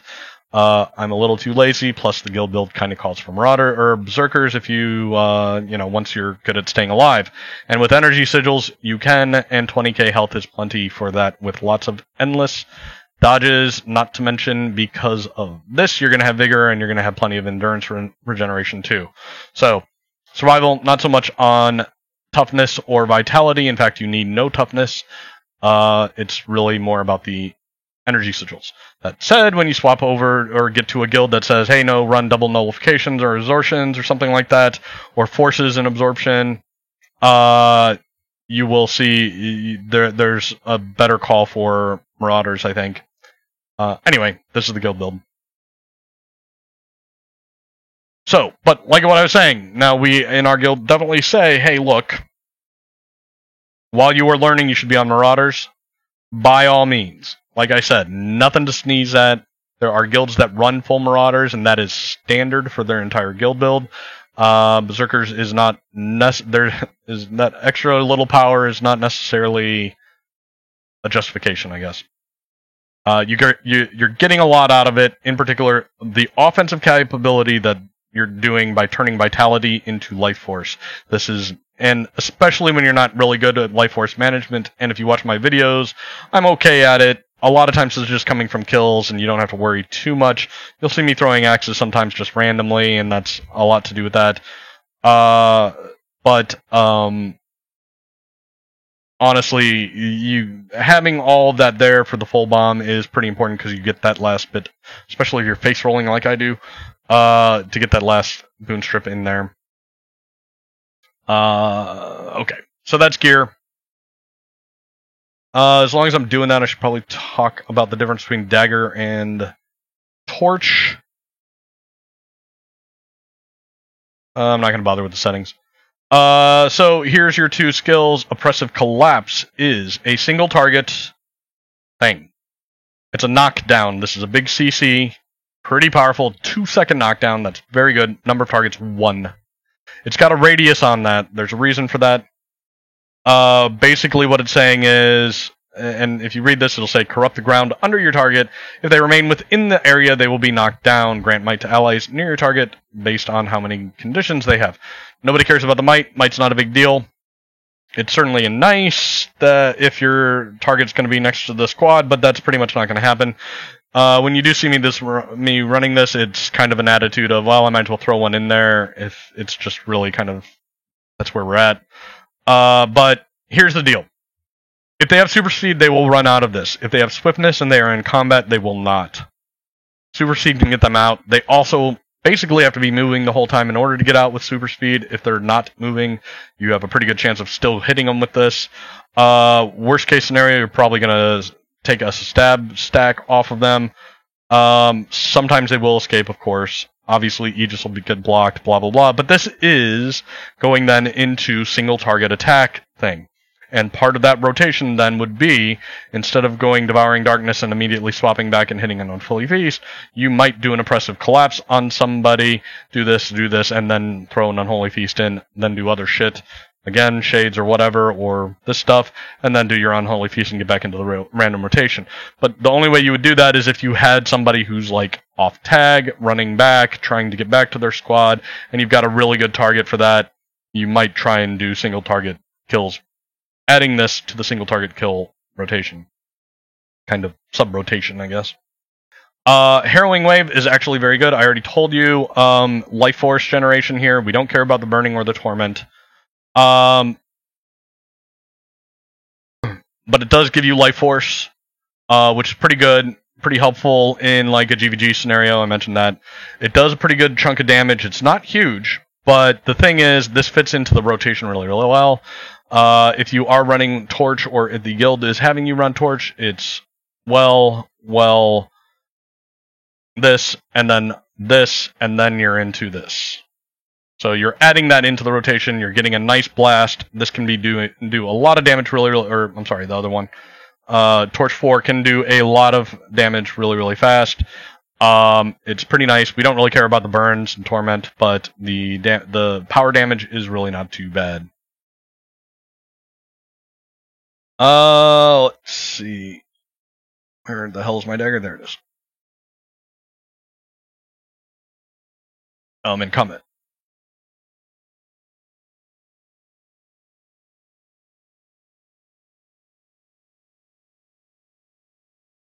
Okay. On to Spite. Spite is a terribly misunderstood trait line. People don't get it. I hate that people don't get it. It's because people look at this and they see what looks like you're a giant artillery cannon. And of course there is absolutely a truism that I will repeat again right now. Your primary job is to do strips, and preferably as a spike. Your job is to be doing that. That is your first and foremost job. If you are doing damage and you are not doing strips, nobody gives a shit. Just like if they are all doing wells in sequence and you are not, nobody gives a shit. You are an extra filler player and they do not care. You are not impressing them, they don't give a shit. So, strips first, damage second, but Spite is really all about not being an artillery cannon so much as being a single target murder. Let me show you. Shroud skill 1 grants might, we don't really care. Whatever. It's not per target hit, it's just 1 stack of might. We don't care. These two don't matter because this is so good. Deal increased strike damage to foes with no boons, and focus and axe skills recharge faster. So, focus axe, or focus axe, whatever. And damage increased 10%. Now, this doesn't really matter against a squad, a big group of people. They're always going to have boons. That said, once you have people down on the ground, suddenly you can do an extra 10% damage. Also, single targeting people with, say, 3 boons, and you hit them with a Spinal Shiver, bam, they don't have boons anymore.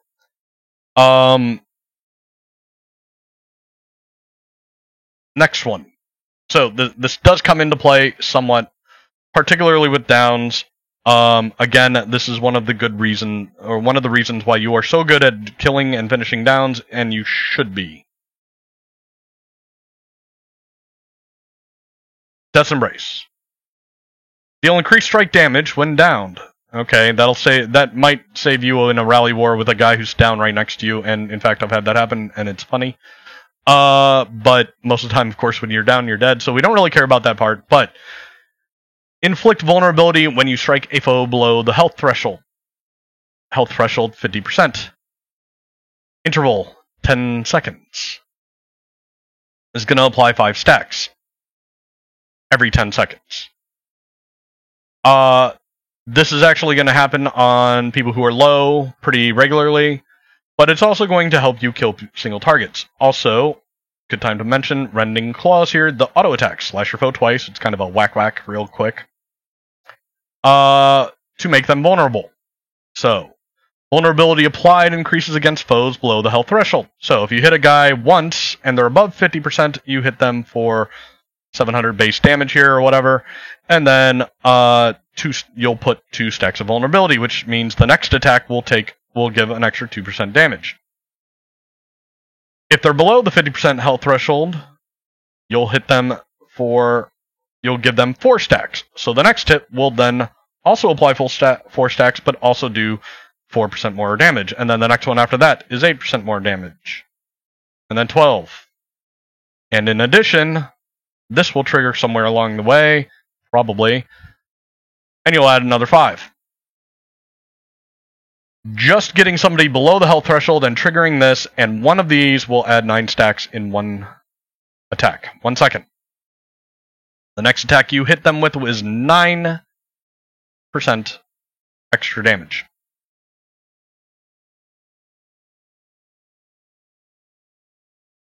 If they have boons, no boons, another 10%. Lesser Spinal Shivers. There are actually two traits here that get used. This one's worthless. Nobody cares. 1. Chill of Death. Cast Lesser Spinal Shivers on a foe when attacking them while their health is below the threshold. 50%. Okay, so from now on, all of these traits are going to be triggering off of, like, everything over here is all, if they're less than 50% health, it's going to do something, right? So, keep that in mind. It's going to cast Lesser Spinal Shivers. Lesser is the same thing as Spinal Shivers, only it does basically no damage. But it will remove 3 boons. It's a cooldown of 16 seconds just like this. It is possible to get a Spinal Shivers on somebody, put them below 50%, and then suddenly this triggers, and then you're going to strip another 3 boons, right? So you do 3 boon strips, and then you do another 3 boon strips. In reality, that almost never happens. It's basically against just roamers, and that's about it. Random people that you're trying to get Bloodlust stacks off of, that's pretty much the only case. The rest of the time, this is just going out randomly in the middle of the fight. It will, of course, trigger. It will, of course, do the job. It will apply a chill. And it will do 3 strips. Frankly, I don't think the 3 strips is that great compared to what you get from this. Might grants you more power and less Condi damage. Gain Might when entering Shroud. We don't care about really the gain Might from entering Shroud, but we do care, although it is 5 stack. We do care about the increased Might damage. This is bumping that to 200 instead of 150. So 15 per stack and then 20 per stack, right? So you get a lot more power out of this. And of course, times 25 with 25 stacks of might going, right? This then applies to everything you do. All this shit, every other thing that you're damaging when you've got your 25 stacks of might, which is pretty much always because of this. And because you're boon stripping all the time, you then are kicking out tons and tons of extra damage. This is kind of the better trait, but there's a reason why guilds take this, and that is to up boon strip numbers on scourges that aren't very good, quite frankly. We are currently running this. I'm in negotiations about trying to get us to switch to some better traits, but for now, this is what it is. So, run whatever the guild's telling you to run. Siphoned Power. Gain Might, but, again, less than 50% health. Like I said, all of this is really about killing single targets more than anything else, although, like I said, this doesn't really work in practice. Yeah. The problem is this isn't focused in any way most times, like I said, against like a roamer. This is just going out in the middle of the fight. It's not necessarily spiking at the right time or anything like that. It's not really it's not really helping so much. I think Absorption Sigils are better than this one, but anyway, whatever. Gain Might when you strike a foe below the health threshold. So, again, under 50%. Now you're applying 9 stacks of vulnerability to somebody here. You're also gaining might. You're getting 2 stacks of might. And of course, we've got might a lot. But maybe you didn't have it, so now you're gaining might. Bang, bang, bang, bang, bang, bang, bang, bang. Might, might, might, might.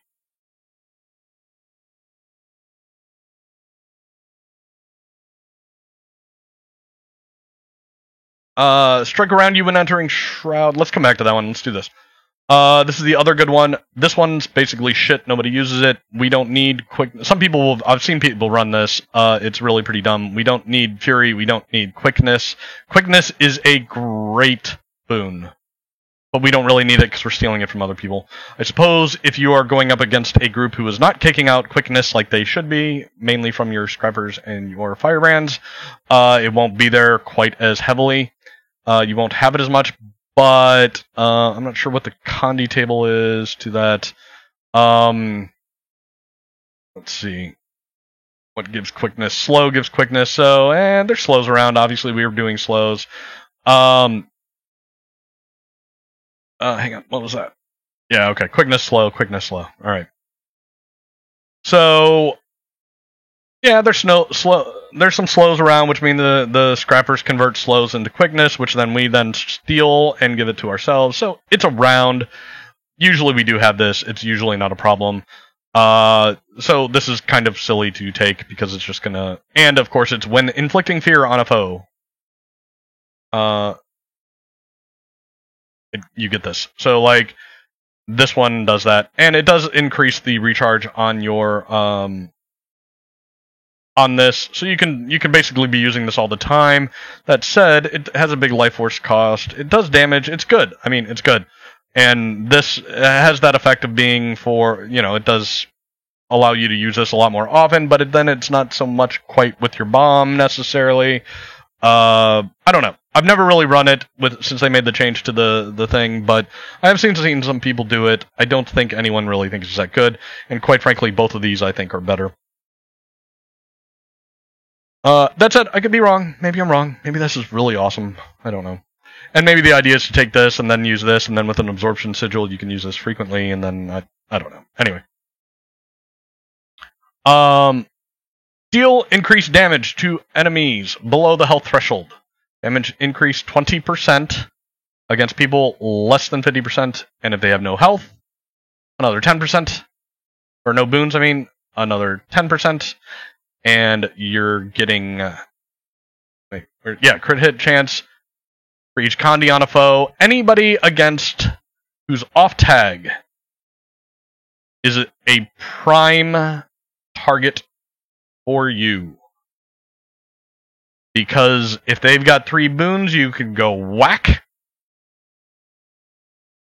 You've got a pretty good chance of getting that to crit because you're picking this up here. When you do, it does huge damage, like 15k high sometimes, but reliably 9 to 12. Sometimes less, but sometimes more. If they have protection, that's going to go down. That's kind of the Achilles heel here. But you can always look at their bar and watch. I don't usually. I'm not. It depends. If I have time, like this is usually a really fast thing. Like I'm trying to find a target and whack, and then I'm back into the rotation, right? But if there's a little more range play going on, if there's a little more cloud, and I'm just kind of taking out targets one at a time, like you can kind of seek the perfect target. So you hit them with this, suddenly they're below 50% because, you just took off 10k, and, even if you're hitting a Scourge on Berserkers, you just halved their health. And if nobody else hit them even, you just halved their health. Certainly Firebrands who are sitting at, 18.5, 19, something like that, even in full Minstrels. Certainly Dragon Hunters who are sitting at, 15. They are all elementalists, super vulnerable targets. Super vulnerable. And it's because you can hit them with this, drop them to 50%, hit them with this immediately following that. As you do that, it's going to put 5 stacks of vulnerability on them. It might actually throw a boon rip on top of the initial one, so now you've just stripped 6. You're getting yourself might, and then you go into auto attacks, and you're adding vuln over and over again, and this is nothing to sneeze at 700 damage either per second, right? It's whack whack.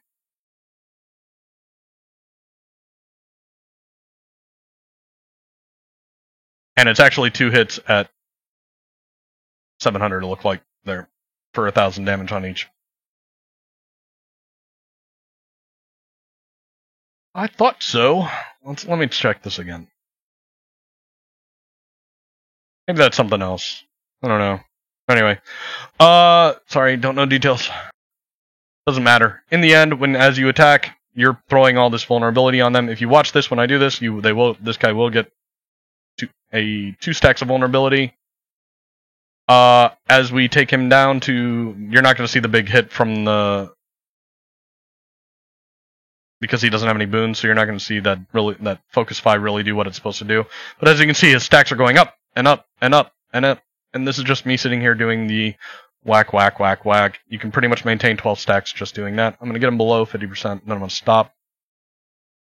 You just saw that spike up. That was clearly because of this, I think. So that triggered the moment he got down below 50%. I'm going to let all that recharge for a second here. Actually, I wonder if it'll work now. Let me... Yeah, okay, it did. So watch, it hit 9% this time. That's because of 4 here, or 9 vuln, and 5 here. So every 10 seconds, bang. It will be generating might here as I hit them. So if you watch my might, 2 stacks. As I keep hitting it, it will go up. His vulnerability will go up. This is how it works. In addition, with this trait taken, you deal increased strike damage to enemies below the health threshold. You can get this to work as well, although this is every 16 seconds. And it's totally not going to happen in a real fight. Like, you're not going to be able to direct that at anybody. If they have no boons, an extra 10%. And again, if they have a bunch of condies on them, you're getting crit chance increase. And of course, you're applying condies here with vulnerability here. Not to mention other things are triggering, like chills and stuff. So, and there's a decent chance you're doing this as well. You can also use single target this on them for 8 stacks of vulnerability really, really quick. So you get what I'm saying. This trait line, and especially if you do this one as well, is really all about killing people fast. Single targets, massive damage, and I will show you that. And I believe this is absolutely 100% part of your job as a Scourge. While you're doing the other stuff, the big artillery bomb stuff, while you're doing the strips, at some point, you're going to be... all this stuff is on cooldown. You're going to have shades out and done and blown that. You will have this and this and this all on cooldown. You'll be down to auto attacks. You'll get a second one of these. You'll flip over here. You'll do this. And you got nothing to do except find the target and kill them. And you are really, really good at it.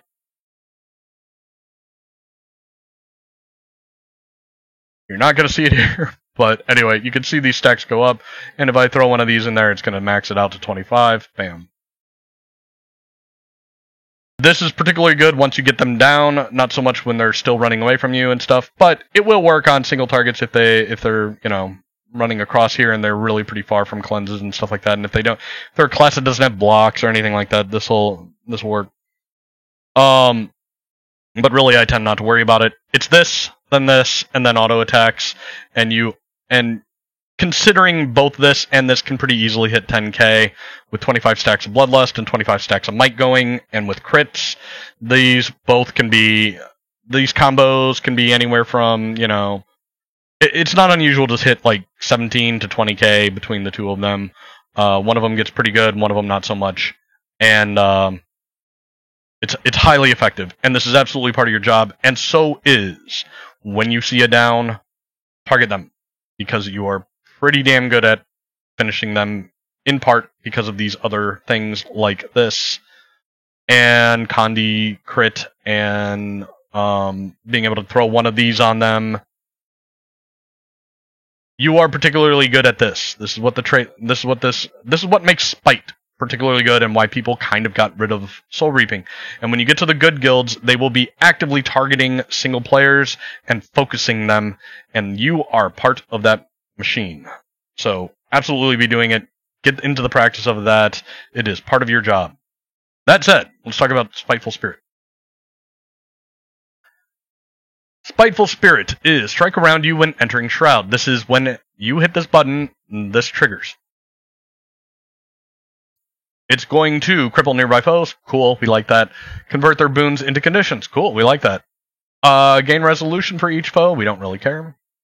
Converts additional boons on foes below the health threshold. So again, below the health threshold, extra 50, of 50%, you get an extra Condi strip. And it's a corrupt, so it's not just a strip, it's a corrupt too. But it's around you when you enter Shroud, not out there. It is not doing shit out here. It's only around you in this radius of whatever, 600, I guess, around you, which is basically Unholy Feast. So that's pretty good. It's a good chunk around you. But this, as I said, there are traits that change the way you play this class. This is one of them. It means that if you want to do a shade bomb out there and blow this, you're only going to strip from this, and you're not going to do any strips here. In addition, you're not going to be granting barrier to the people around you. It's just you and one other, so you're not really giving barrier to the party. This is really a melee thing. In particular, if your guild is running this. Because it's about stripping around you. It is worth as much as 10 strips. More realistically, it's probably 8. It will add to probably the realistic 4 that you might get from this. So you might get up to 12 out of this combo with that trait selected. And so what you're doing is you're getting Shade 1, Shade 2, you're going to push into melee, you're doing other stuff, well bomb, blah, blah, blah, and then at some point you do this, and bam, you do this, and it's going to do this, it's going to generate a bunch of barrier, as you can see, and that's barrier from this and this. Sorry, I'm still auto. It's going to give barrier to your allies. Doing it with 2 shades out there, and you in the range is going to give barrier to 5 people. It's going to do strips to 5 people. On both of these, it's going to fear 5 people, which is probably more likely just going to take a stab. It's going to do damage, and if anybody goes down, they're going to sit in that damage for a while, and it's going to pulse on them. It'll do torment, put torment on them, who cares, right? Etc., etc. It'll give you fury, we don't really care about that, it's not really a big deal. This is really a melee thing. Even without that trait taken, it's really kind of played that way, because you're just going to get... The idea is that with those shades, then, if you use it in melee, you are going to get it to hit the barrier for everybody in your party as well. You don't necessarily have to have 2 shades. In fact, most of the time, I would say I don't. But you do pretty regularly... Oops. Have 1 down plus you for that spike, and that'll hit 4 targets around you and 4 of your party members most likely, and you'll get quite a bit out of it, and you won't have to spend too much time messing with shades. And on top of that, you'll probably have another shade out or 2, and you should, on the field somewhere when you do that. So even though you're hitting the one next to you, and that's where you're throwing one at your feet and then bombing, that's definitely what you're kind of doing, but you might get your extra strips and damage and everything else on somebody else, but we don't really care because it's not really spiking where we want it, right? The idea is to try and get that spike and that spoon strip spike where we want it. That's the idea there. So, okay, that's all traits, guys. Like I said, there are major differences in the way you play as a result of this. By the way, if you don't take this, this does make it a completely viable option to do shade spikes out at range, and there will be guilds that absolutely want you to do that because they want to be able to call shade bombs out there, and they're talking about face rolling the whole damn thing, or at least maybe skipping the barrier, obviously, but these two and this for the strips. Probably, as I said earlier, the ideal thing is F1, F2 or 5-4, and it's also arguable 4-5, but whatever. Ideally, I think most people agree it's 5-4. But you can get that 2 in there first. Okay. Guys, that's pretty much it. There is one other thing that needs to be talked about. And that is the fact that you are also support. The truth is, you are support. Everybody is support. All DPS classes are support in some form or another. Revs give roads. They have damage mitigation with them, etc., etc. There is one other aspect of Scourge that you should know how to play. It's a common scenario. Depending on the guild, I guess. we're at a wall, we're trying to get in, there are enemies up on the wall, and we've got katas bashing it. Now, remember, as I said, you can axe the wall to get life force back, because you will be sapping your life force. Other than that, you really don't have any need to be on axe while doing this. What you can do is you can throw a shade up on top. When they say things like, keep the walls hot, they're talking about you throwing a shade up on top, and maybe another one over here, and see, now there's this big long line of red that people are scared to walk into. If there are corners and things of that nature, you can throw them up in the corners. I've got some guy bothering me. The idea is to keep walls hot. This is what you're trying to do. If a guy walks into it, you can fear them back. If they have siege in their hand, or a disabler or something in their hands, you absolutely can do that to fear them off, and they will go running away. That said, do not use this skill if we are wall bombing, because you're going to literally fear them away from our damage. The idea is to pull people onto the wall, into the location. The Chronos will be doing that, and the idea is to get damage focused on them in that location, not help them escape. So, that is not what you should be doing. Basically, your job in terms of damage and whatnot is pretty minimal as a Scourge. You're going to be throwing a shade up there, and then you're going to be pressing F2, F1, followed by F2. That will add a little strip onto that. You're probably only hitting 1 or 2 or 3 targets anyway, so it's not a big deal. You don't need to put 2 shades up there at the same time. It's really just one. Get a shade up there, hit F2. That's what you're going for. This is participating in helping with the bomb, mainly through the strip. You don't really do any damage. That said, you can also add other stuff. You can throw this up there. It's the grasping dead hand or hands or whatever the hell, the grabby hands. This isn't really grabby hands. This is grabby hands, by the way. Spectral grasp. By the way, don't run this. By all means, go and play with it, and you will find yourself dying because of it. You will yank yourself through a reflect thousands of units of distance, whatever the hell that is, whatever those 1200s mean. You will go much more than 1200. You will go 2500 at times. You will go flying across the map, way behind enemy lines, and you might as well just walk into the Zerg at that point, because there's no chance in hell you are going to survive. This thing will follow people. It's a projectile, and it can be reflected, and you will die. I'm sure at some point you are all going to want to play with it, because it's fun. Polls are fun, but I'm telling you, you're gonna die, and it is not worth running. Anyway. And one person, Sarah, over in War, likes to call it grabby hands, which I think is hilarious. Anyway. Grasping Dead here, you can throw that up on the wall, and even though you're not seeing the animation for it really, it will lock people down. It's a cripple, right? It's a CC. So it helps people not get away. So you do a shade up there, and then you do your F2, and then you throw a grabby hand or a grasping hands on top of that. And oh my god, I'm losing my voice. And then you can do this as well. Enfeebling the Blood is the exact same thing. So after you do your shade, after you do your F2, you can throw that on top. In addition, Devouring Darkness can hit guys on the edge of the wall. They pretty much have to be at the edge.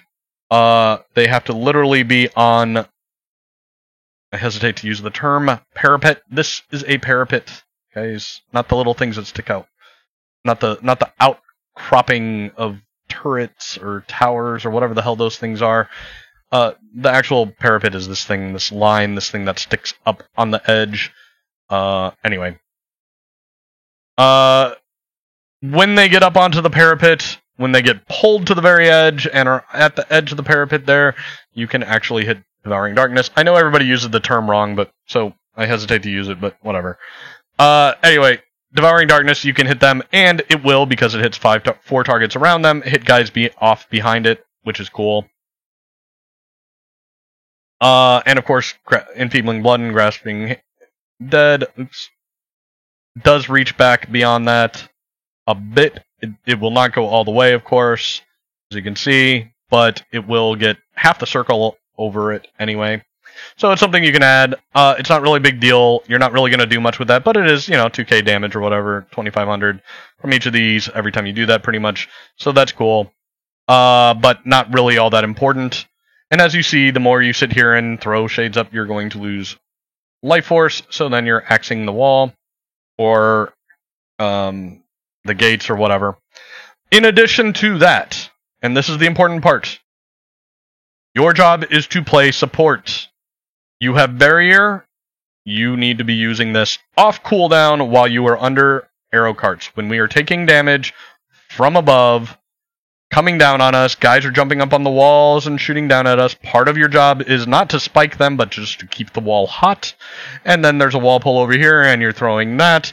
But you are also constantly throwing this. In addition, if we are really taking damage, you look down, you throw one at your feet, and you use the Sand Cascade, because that will do barrier to 4 people of your party.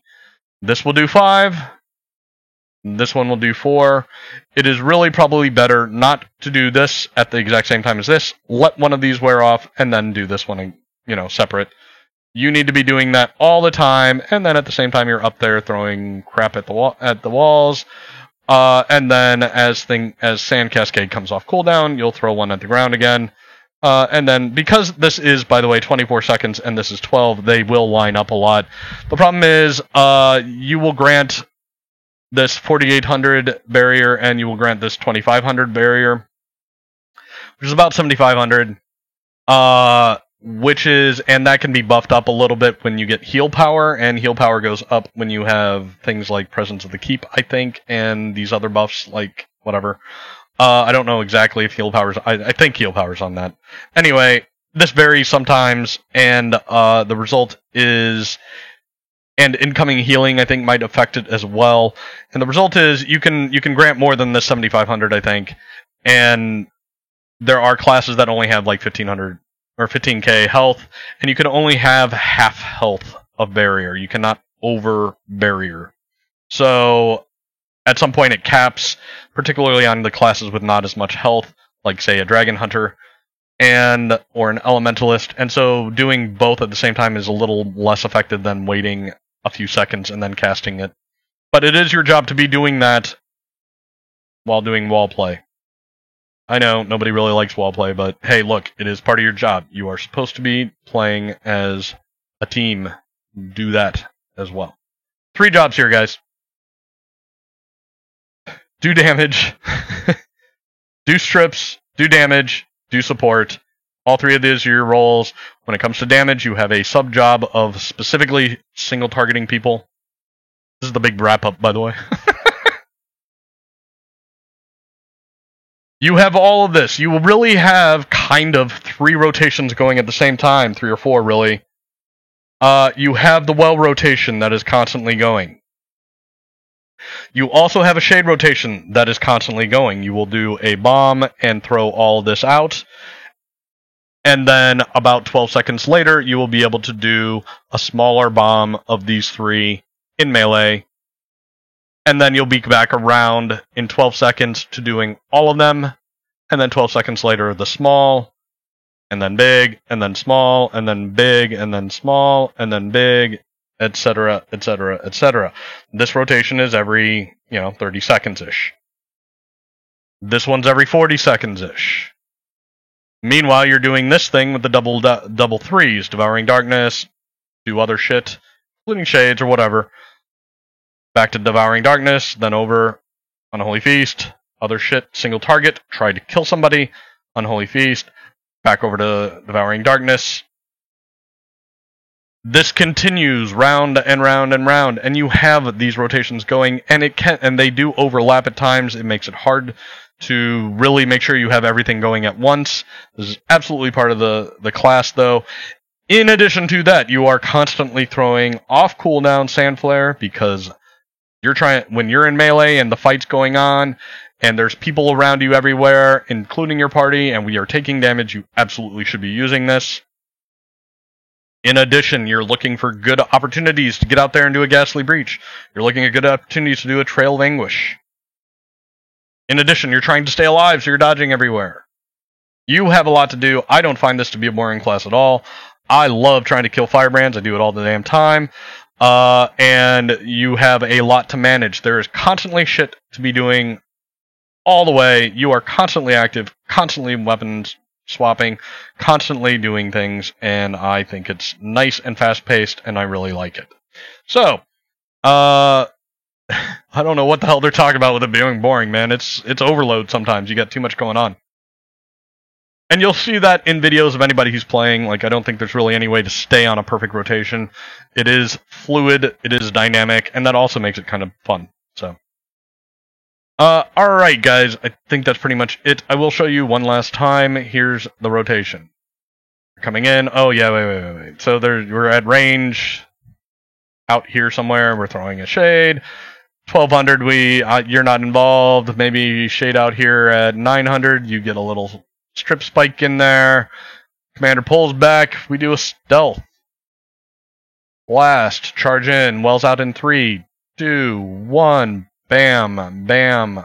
Dodge through. Bam. Swap. Bam. Start playing with shades. Maybe get a single target going. Get another shade.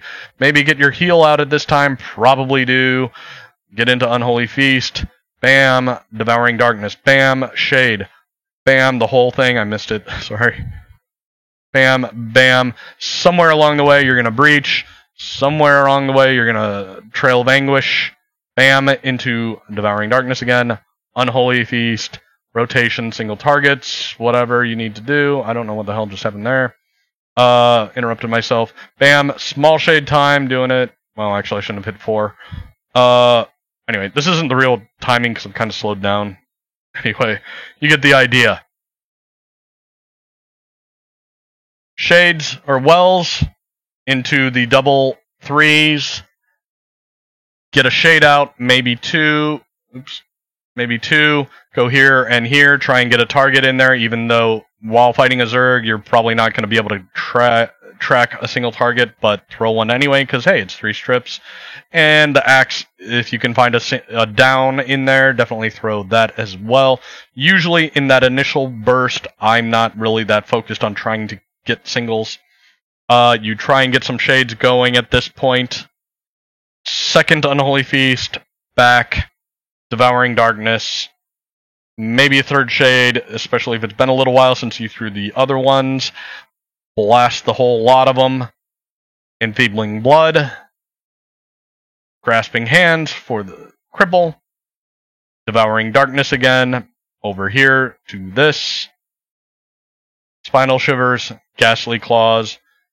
And all the way through that, you're also adding Sand Flare and Ghastly Breach, which will delay and fuck up all the other shit. So, and Trail of Anguish. It's all these 3 are just kind of interspersed where it's good, unless of course the commander's calling these. But that's the basic rotation, and somewhere along then, at about 12 seconds later, these 2 are up again. You're going to have another shade. You're going to do that. You're going to do that, and then these 2, and another 15 seconds or so later, you're going to be able to do it again with the whole thing, and you're just rotating through this, constantly doing the double 3s, constantly trying to single target people or focus a down. Double 3s, throw this on top of, preferably on top of this, but it doesn't really matter. Bang, bang, bang, bang, bang. See, if you keep this with this, they're basically roughly the same cooldown. You get the idea. That's the rotation. It keeps going. After 40 seconds, of course, you're going to be on wells again. Wait for the commander call. You're going to be doing that. And that's it, guys. That's it. That's, I think, absolutely everything there is to know about Scourge. I have no idea how long this ran. I really apologize for the length. I knew it was going to be long. It is what it is. Like I said, I'm probably the wrong person to do this. Alright, so here's the deal. I am happy to help anybody who wants help. Any questions? I think I pretty much covered everything in this. By all means, watch this video. I will put as much help as I can in the... I'll try and separate it out into kind of the things that I'm talking about so that it's quick reference links on the YouTube. Also, if anybody needs to reach out to me and ask questions, by all means, go right ahead. There are also other members of the guild who are very good Scourges, and you can see that with their strips and their numbers. Certainly, there are people that you can talk to. Saval in particular is quite good, and he certainly is keeping up with Wells and shit like that, like he's supposed to be. So he's also a class advisor, just like me. So by all means, actually, he's an officer. So you can reach out to him. There is all this that you can be doing to improve your game, like watching video reviews and shit like that. If you don't feel comfortable with that, I don't mind making fun of my terrible plays all night long. It only improves my game, and I don't really care anyway. I'm at the point where I pretty much prioritize just throwing stuff constantly over trying to make sure I get the absolute 5 targets here and 5 targets here. If you stick to the rotation, you're going to be doing pretty good on strips and numbers at all times, and it's really more about the double threes, and of course syncing up our wells and getting effective bombs, effective strips. But you will be able to do that, and you should see good numbers just doing pretty much what I told you with that just rotation. You will see very, very good numbers. So you will be right where you're supposed to be, and then it's kind of a matter of learning the tricks of how to make breaches and Trail of Anguish work. Sandflare, of course, don't neglect that. For a while, at least while you're learning, try and save these to save your ass. I certainly use them that way at times. That's definitely perfectly acceptable. But you can use this offensively, and you can certainly be using this as support, and should be, for the most part, once you get used to not dying.